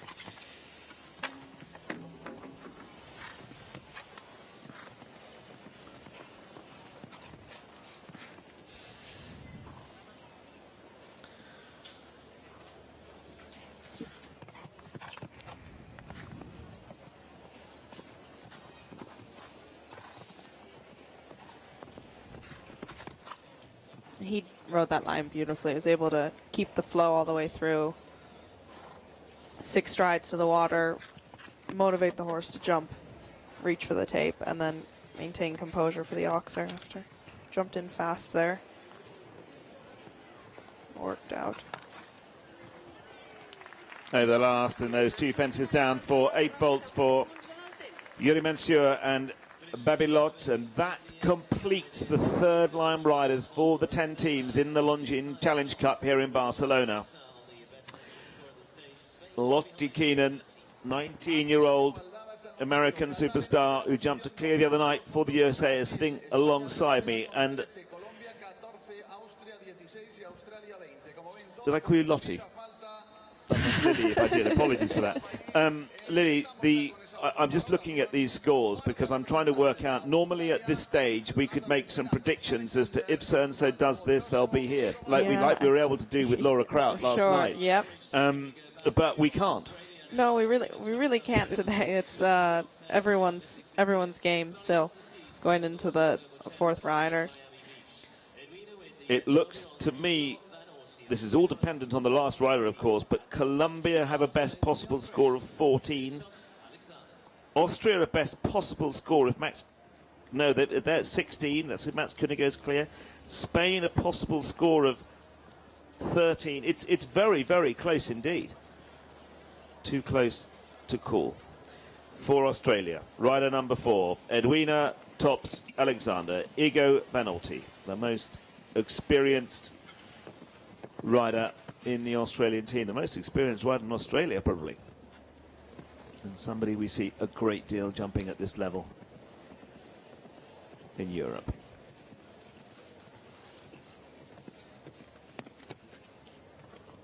So her team would be very grateful to have her coming in last, hopefully expecting to pose a score so they could drop their 25.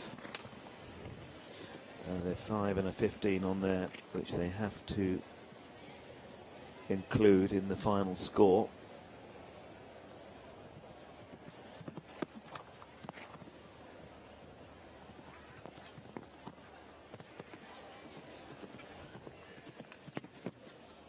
Should have done very well.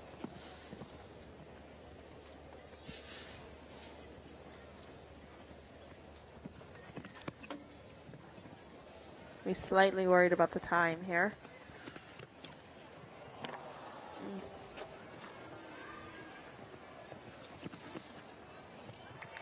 Well, the Australian campaign completes as Edwina Tops Alexander puts a score of 5 on the board. That's going to count in the final total, and the final total, by our reckoning up here in the commentary box, is 25 for Australians.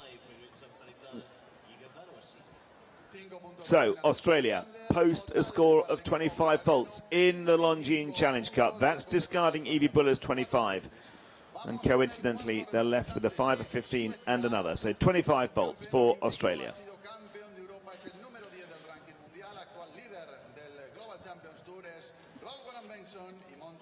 Edwina really, although that horse might not be quite her type, she adapts very well, and she was holding on to that horse's head, making sure to not leave an inch, and he's obviously a very scopy and lovely horse, and just the one down at the time, but a very good round.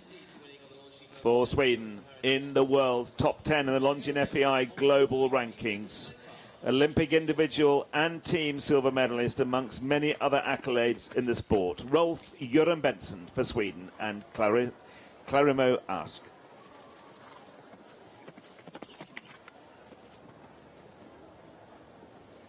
A best possible score of 21 if Rolf Göran goes clear. A fence ahead of Australia, if that's what happens.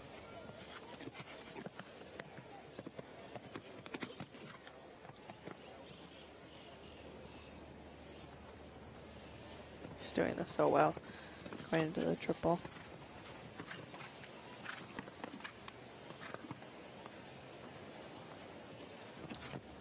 He opted for 6 strides there again, and you know, I'm just curious watching this many go. I don't know if that was his plan up until then. You know, he's reading every obstacle so perfectly, and at that plank it's so delicate. He was just a bit too deep. But I would like to know, you know, I'm not sure if he was planning 5 and then had to adapt as he went, or if he had always meant to do 6. Still looking for our first clear round in this competition, the Longines Challenge Cup. Of course, it's team competition. Best 3 scores count. Another one affected by the clock. 1 fence down, 1 time penalty for the former world number 1, Rolf Göran Benson. Clarimo Ask for Sweden. So that puts Sweden on 26 penalties, 1 penalty behind Australia. So 26 final score for Australia here in the Longines Challenge Cup. Rolf is, you know, always so incredible to watch. He's ridiculously talented, and he delivers on the biggest occasions. Is it fair to ask you if you have any current riders that are sort of heroes that you watch? Or? Well, being an American, you know, you have to, of course, look up to, I guess now, my teammates, but for sure, all, you know, BZ Madden, McLean Ward, Ken Farrington, Laura Kraut, Lauren Huff, just to name a few, and then, of course, my trainer.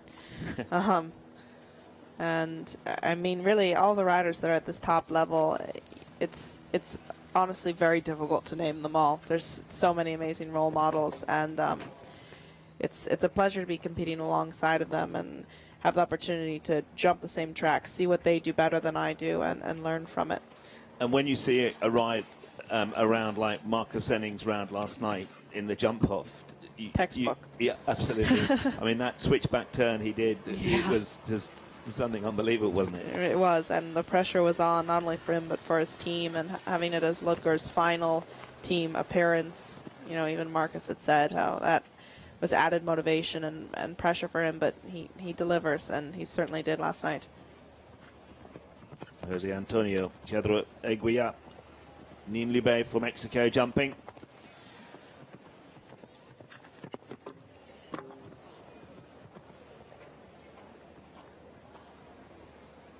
Two 12s and a 9 from the 3 Mexican riders who we've seen earlier. So that means we'll end on a 31 by my reckoning.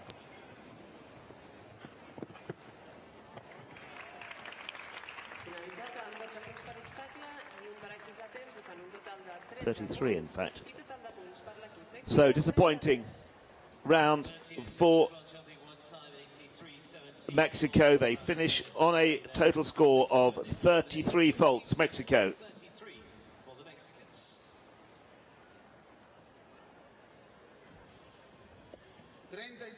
So the best score so far for a team in the clubhouse is Australia on 25.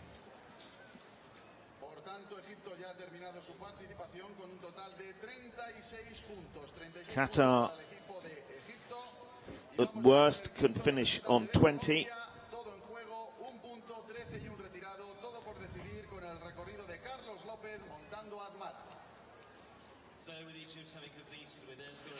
With the retirements from some of the other teams, it just leaves it wide open. Right, Egypt. Karim El-Zogby riding Amelia, 11-year-old mare. A 21, a 7 and an 8. Thanks, Lily. Let's move on to Colombia. It's Carlos Lopez riding Admara.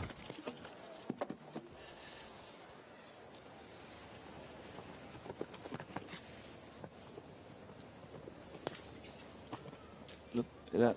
Are we presuming that Karim El-Zogby is not coming in? No. Okay, so that, if that's the case, 36 for Egypt. But Colombia, this is a very critical round indeed. There's 4 on the board already. They have that one-time penalty from Roberto Terrantifer, 13 from Carlos's brother, René Lopez. And he opted for the 6 strides there, but he was able to do it right as he was landing, really, from C of the triple combination, make plenty of room and hold off with that very delicate plank. It's riding quite around.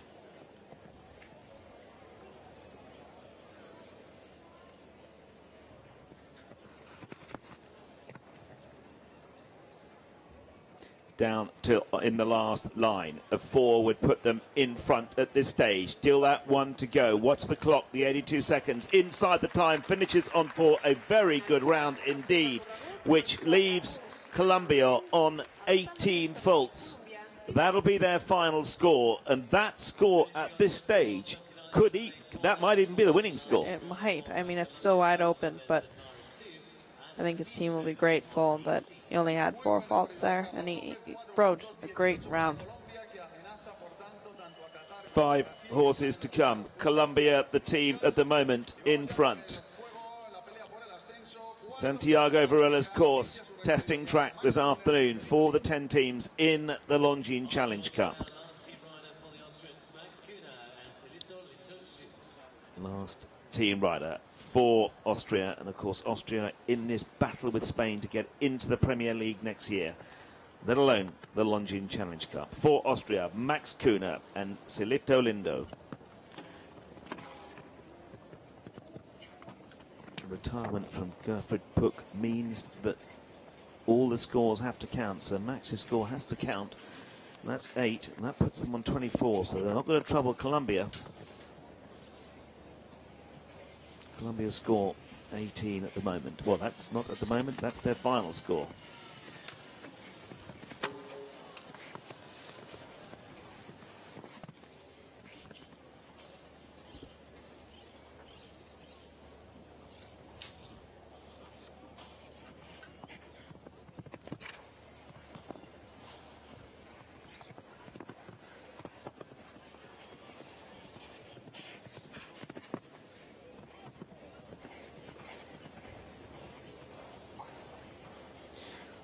Well, 3 to go on 12. Max Kuhner for Austria.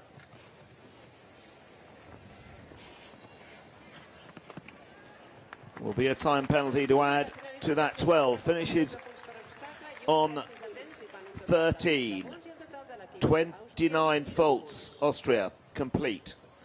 Now, let's look at this battle going on here. Well, one of the things that we now can confirm is that Spain will be in the Premier League next season. And the reason I say that is because Austria's they're in the clubhouse with 29. Spain still have Sergio to come, and he'll be in the arena next. But even if Sergio didn't jump, they're on 25. So that's a big moment for Spain, because they will be in the Premier League of the Furusiyya FEI Nations Cup next season. And this man on your screens is likely to be one of the stalwarts of the teams next year. Leading rider in Spain, Sergio Alvarez Maye, and Carlo, a horse on which he jumped a super round at the Olympic Games in Rio on the first day. I'd say the host nation will be very happy knowing they're going to be promoted, and Sergio is a home favorite and a Nations Cup specialist, so exciting to see what he can pull off today. Finished 20th as an individual in Rio.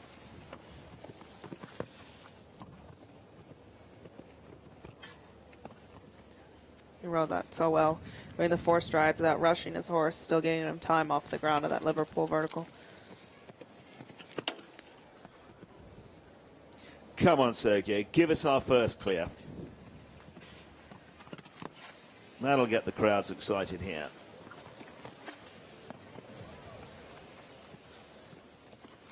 Six strides. He was one of the few that actually opted for the ad there and did so very well.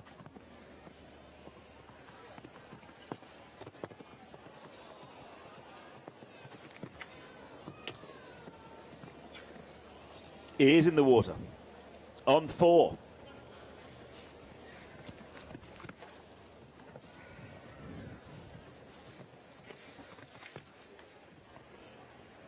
Plenty of time to get home. One fence is already down. If he jumps, oh, would you believe that?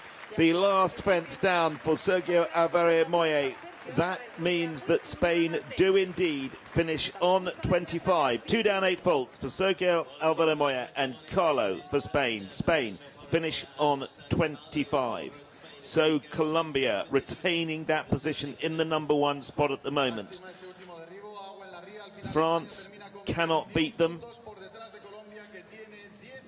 Qatar can beat Colombia, and so can Brazil. This is going right to the wire.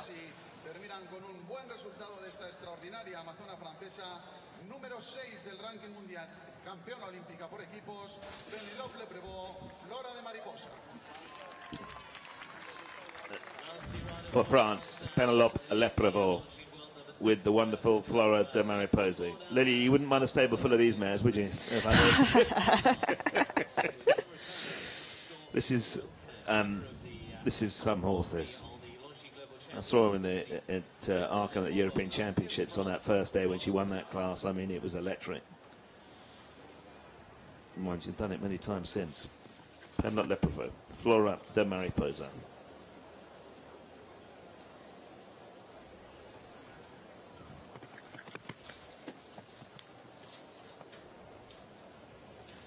First year of the Furusiyya FEI Nations Cup final. Furusiyya as the sponsors. France took that #1 spot on the podium in the grand final back in 2013. Penelope was a member of that team.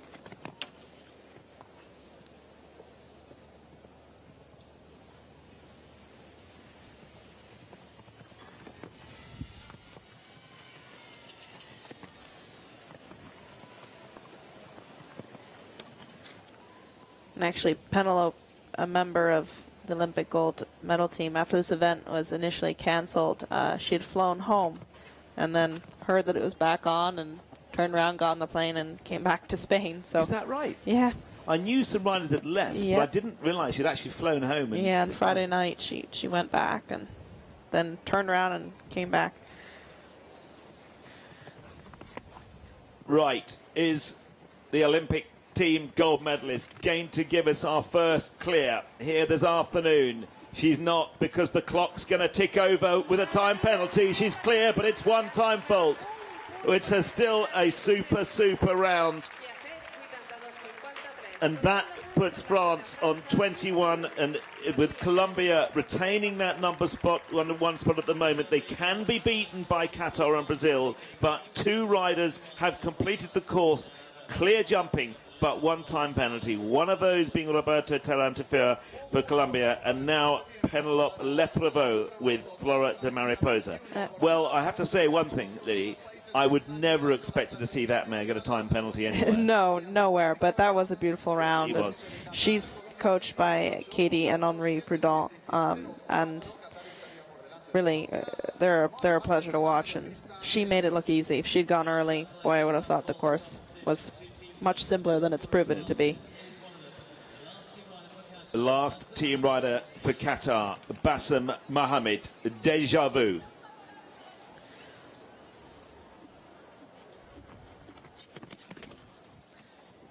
has one fence in hand. If he has one down, they finish on 16, just ahead of Colombia. 2 down, and it's all over. And the Qataris, they've worked very hard.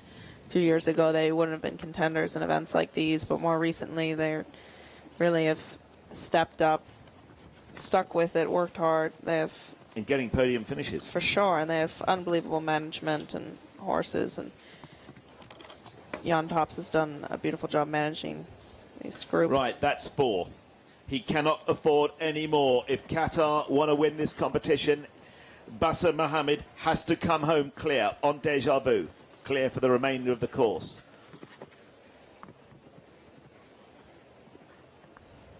He can have one time penalty, and the reason I mention that is because about half the riders have had a time penalty.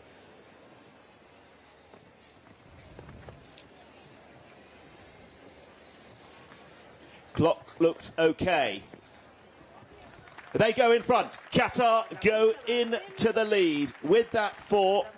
So that leaves Qatar on 16. They are now the leaders. 1 to jump. This is going to the wire here in Barcelona. The Longines Challenge Cup. 1 to jump. And it's not over yet. So, but Qatar, they have gone into the number 1 spot. 2 points ahead of Colombia. So Qatar confirmed in second at least. Colombia in third, with Brazil's final rider to come.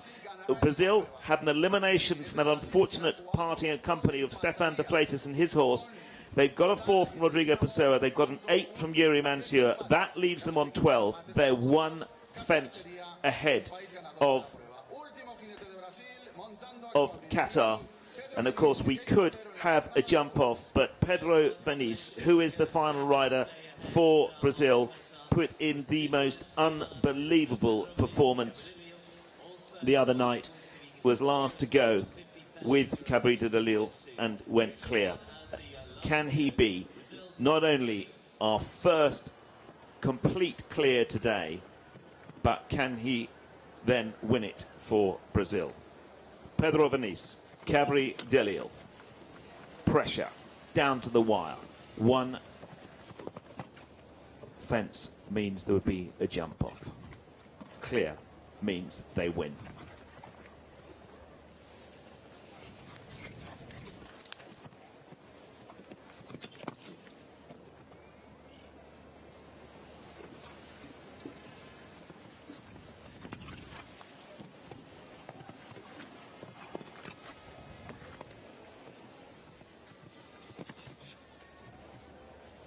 You can see Pedro through that triple combination, really not letting it in. She's making sure of not only every stride, but every moment.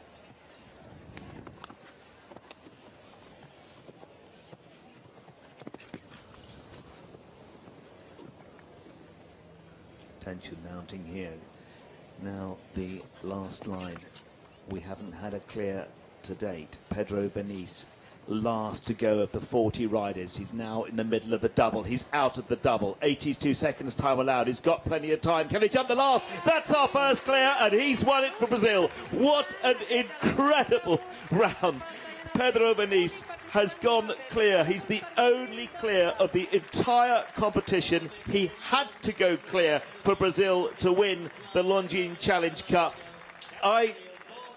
Lily, we've sat here through the entire class. The last man has to go clear to win it for his country, and he's done it. That's the most extraordinary result you could expect to see. And that was textbook. I mean, Pedro just showed how it was done. He had to go very, very last, so unfortunately we did sit through the class waiting for it, but he showed us how it was done. Rode beautifully. The horse jumped a fantastic round. Not only the result that his team needed, but also just that was a pleasure to watch. So Brazil end on 12, and that is enough to put them into first spot. Brazil win the Longines Challenge Cup here in Barcelona. In second place, it's Qatar on 16, and in third place, it's Colombia with 18 penalties. The only pure clear of the day came from Pedro Venice and Cabri de Lille, and that won it for Brazil. Two riders have gone clear with one-time penalty. Penelope Leprevaux with Flora de Mariposa for France, and Roberto Tarantafura and Brilliant Durouet. They have both gone clear with one-time penalty, and the clock has played a big part in this, Lily, hasn't it? Huge part, and I think that's just more of a testament to the course designing. Santiago, he proved here today it was a challenging course with his typical turns of the rollbacks that definitely proved a challenge. And as we had said about the time, it is a Nations Cup, so the time should always play a role. Today it caught more riders probably than I would have expected, but you know, with those loops, they can catch you, knock you off your rhythm. But it's a beautiful course. There was, you know, nothing that was extreme. It was just technical, very, very technical, and asked every question possible in difficult spots with delicate material. But I think it was a great course, and Pedro just showed it done beautifully. Well, I think we'll probably cover the prize giving. In fact, I'm sure we will. But whilst we're waiting for that to be set up, Lily, let's just talk a little bit about your career. You know, you've now come to the forefront. You've been at the forefront for a year or two in the US. This weekend, what does it mean to you to come here? You got called out late as the fifth member of the team last night to jump in the biggest final of your career. Tell me how you're feeling. Well, it was by far the biggest final, something I wouldn't have dreamed of for this year. But, you know, having the horse and the team behind me, we're really ready for anything. And so, of course, having that confidence, but being able to represent your country and have the weight on your shoulders and then to be able to pull it off, that's a feeling you can't even put into words. And I love team competitions. I haven't done many of them. This is only my third time jumping at the 5-star level on a team. Having it at a final, that was obviously extremely exciting, unexpected, and I had the opportunity coming as the fifth man, but to step in for the final. And honestly, of course, you know, you always want to say that you expect to do well, and of course I expect to do well. I have very high expectations for myself, but at a moment like that, under that pressure, and to feel like I can do my country proud, it's really, that's the thrilling thing about our sport. 3 years ago, you won the Junior Equestrian of the Year. That must also have been a proud moment for your parents. For sure. In the U.S., we have a unique American system, and I definitely went through that with the equitation and the hunters, and I won the North American Young Riders a few years ago. So I went through the American style of training, and I'm very grateful for that, but I needed a change, and I needed to step up in order to be able to progress towards this level, and I'm still very, very green, and I'm lucky I've had the experiences that I've had, and Robert Ridlin, our chef de keep, has given me the opportunity at events like this to be able to step up. So I think it's a testament to the program that I'm in, but for sure, being Junior Equestrian of the Year a few years back was definitely an exciting award to receive, and it's not a moment in the ring that you receive that award. It's something over the course of the year. So I'm grateful to my federation. They really support young riders in America, and you know, do their best to create a pipeline towards the top of the sport. So I'm still just 19. Hopefully this is the first of many finals for me. When you find yourself having a team talk and you look around you and you see the likes of Beezy Madden, Laura Kraut, Lauren Hoff, Kent Farrington sitting there, do you still have to sort of pinch yourself and say, is this really happening? Yeah, I mean, I spend most of my time studying those riders. So to feel that I'm on a team with them, that's surreal. And, you know, in America, they're heroes. So I've looked up to them since I was on ponies, and now to think I'm wearing a red coat next to them, that's something special. Let's just talk a little bit about ballet, because I know that you've been very proficient at ballet as well, I believe. Does the balance and that kind of thing help you in riding at all or not? Yeah, I mean, I did ballet a while ago now. I think I stopped when I was about 14, but my sister was a professional ballerina. My family is into athletics, so for sure, you know, physical fitness and as you said, balance. It's critical. The horse is an athlete, but so is the rider. And, you know, that's something not to forget. But I'm lucky. My mom gave me the opportunity to try just about every sport that is available. And I chose riding. But for sure, I would say that, of course, that would have helped me. So let's just reflect. How many siblings have you? How many brothers and sisters? So you've got a sister and a brother? Yes, I have a sister and a brother, both older than I am. Right. So your sister was a professional ballerina. She was, yes. Yeah. Your brother was a professional ice hockey player. Yes, he was.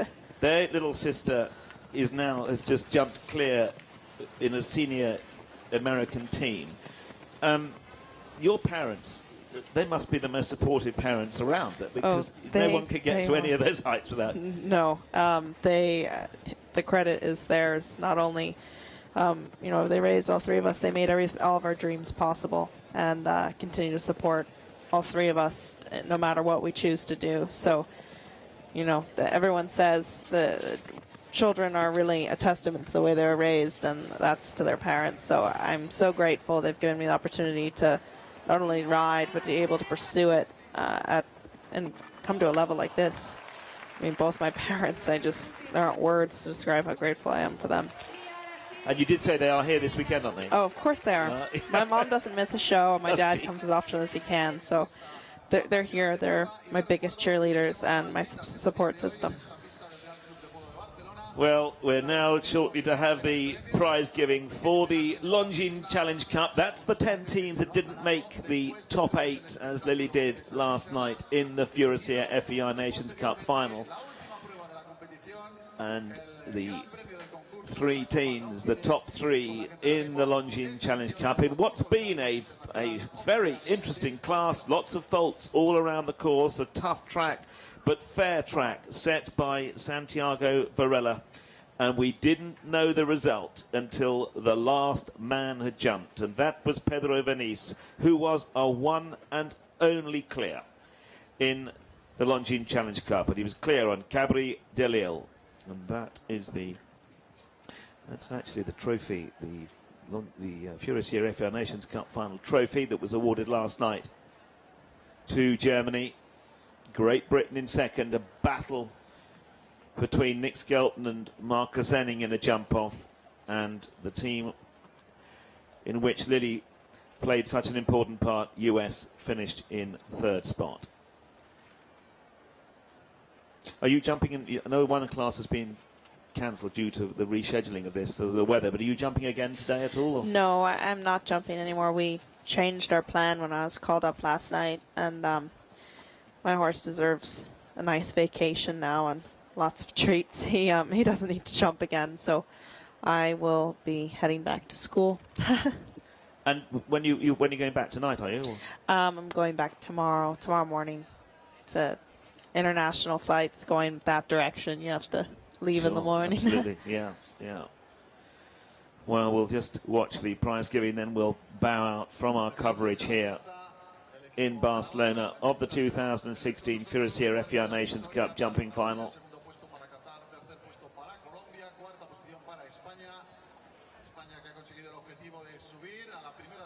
And when will the horses go back? When do they go? They'll go this afternoon. They'll go back to Belgium, back to their homes.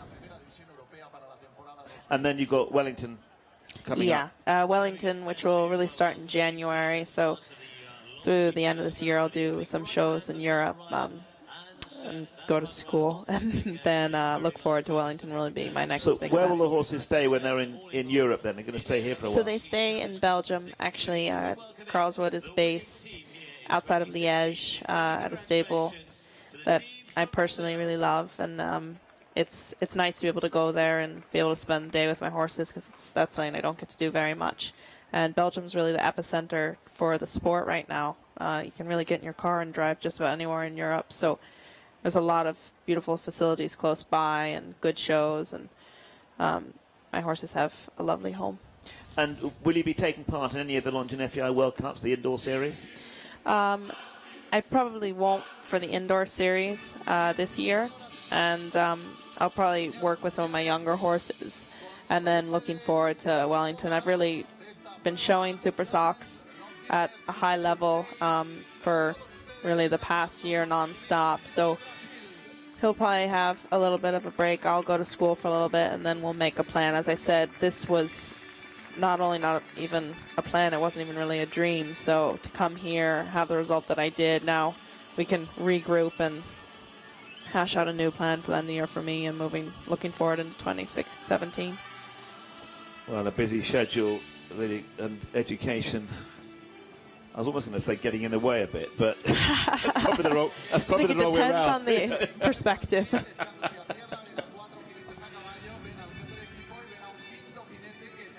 The riders dismount. The Brazilian riders, winners here of the Longines Challenge Cup, to go forward to be presented with the awards here in this wonderful arena at the Real Club de Polo Barcelona. Almost becoming, one almost could say, the home of the Furusiyya FEI Nation Cup jumping final. We welcome the team from Brazil, Rodrigo Pessoa, Stefan de Freitas Blancha, So,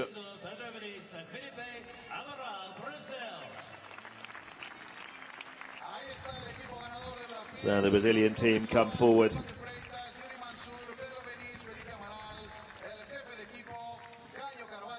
Rodrigo Pessoa, Stefan de Freitas, Yuri Mansur, Philippe Amaral, and Pedro Venice. And Pedro Venice, what a weekend he's had.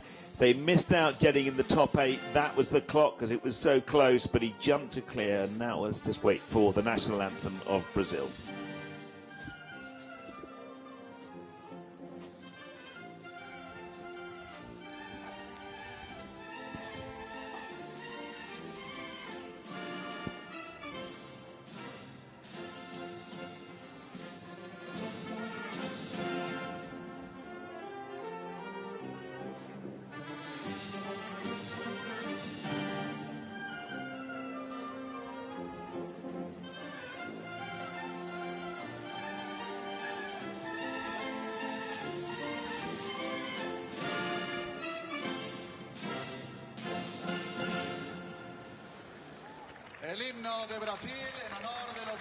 Rodrigo Pessoa, Stefan de Freitas, Yuri Mansur, Philippe Amaral, and Pedro Venice, the winning squad here of the Longines Challenge Cup, the final competition of the Furusiyya FEI Nations Cup final here in Barcelona.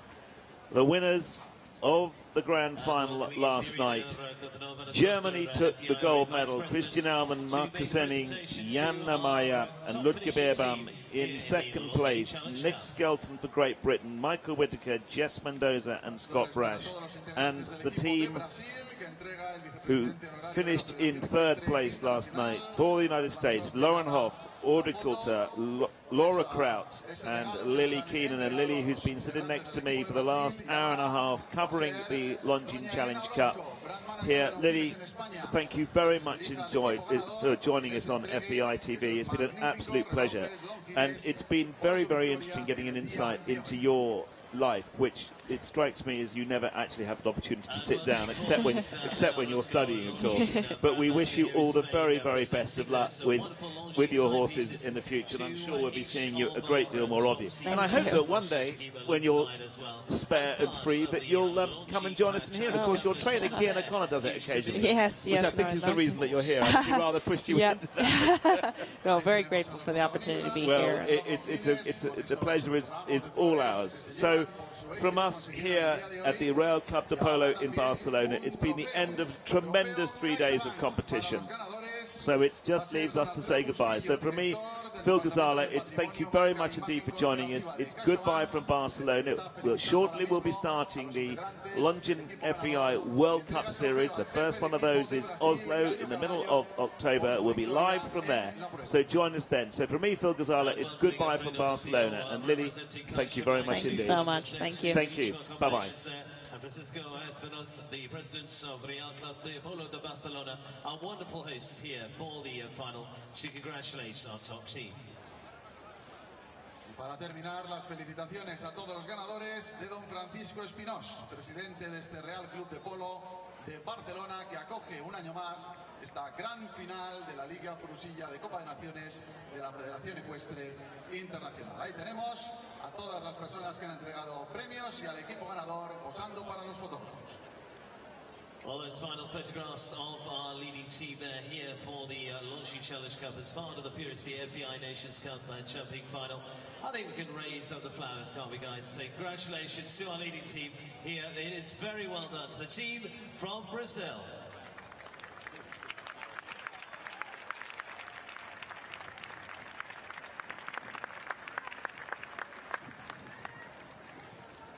Well, all set to rebound for the lap of honour for our winning combination here as part of this €300,000 fund.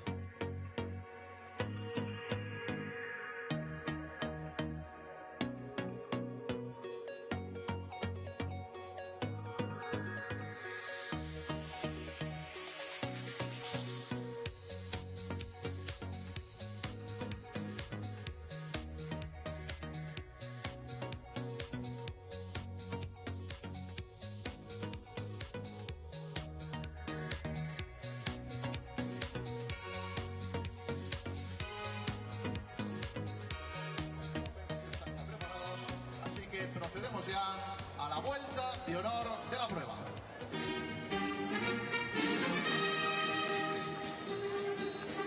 And so away they go, the lap of honour for our winning team in the Longines Challenge Cup. Rodrigo Pessoa, Stefan de Freitas Bacha, Yuri Manso, Pedro Vinícius, Felipe Amaral, the team from Brazil.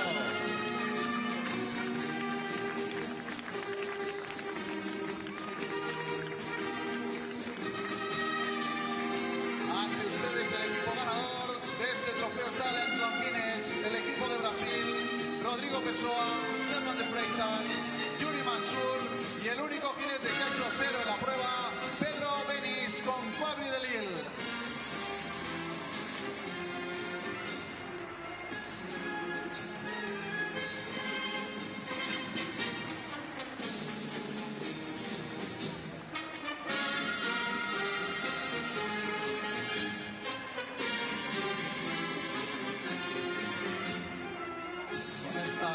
Vuelta de honor del equipo brasileño.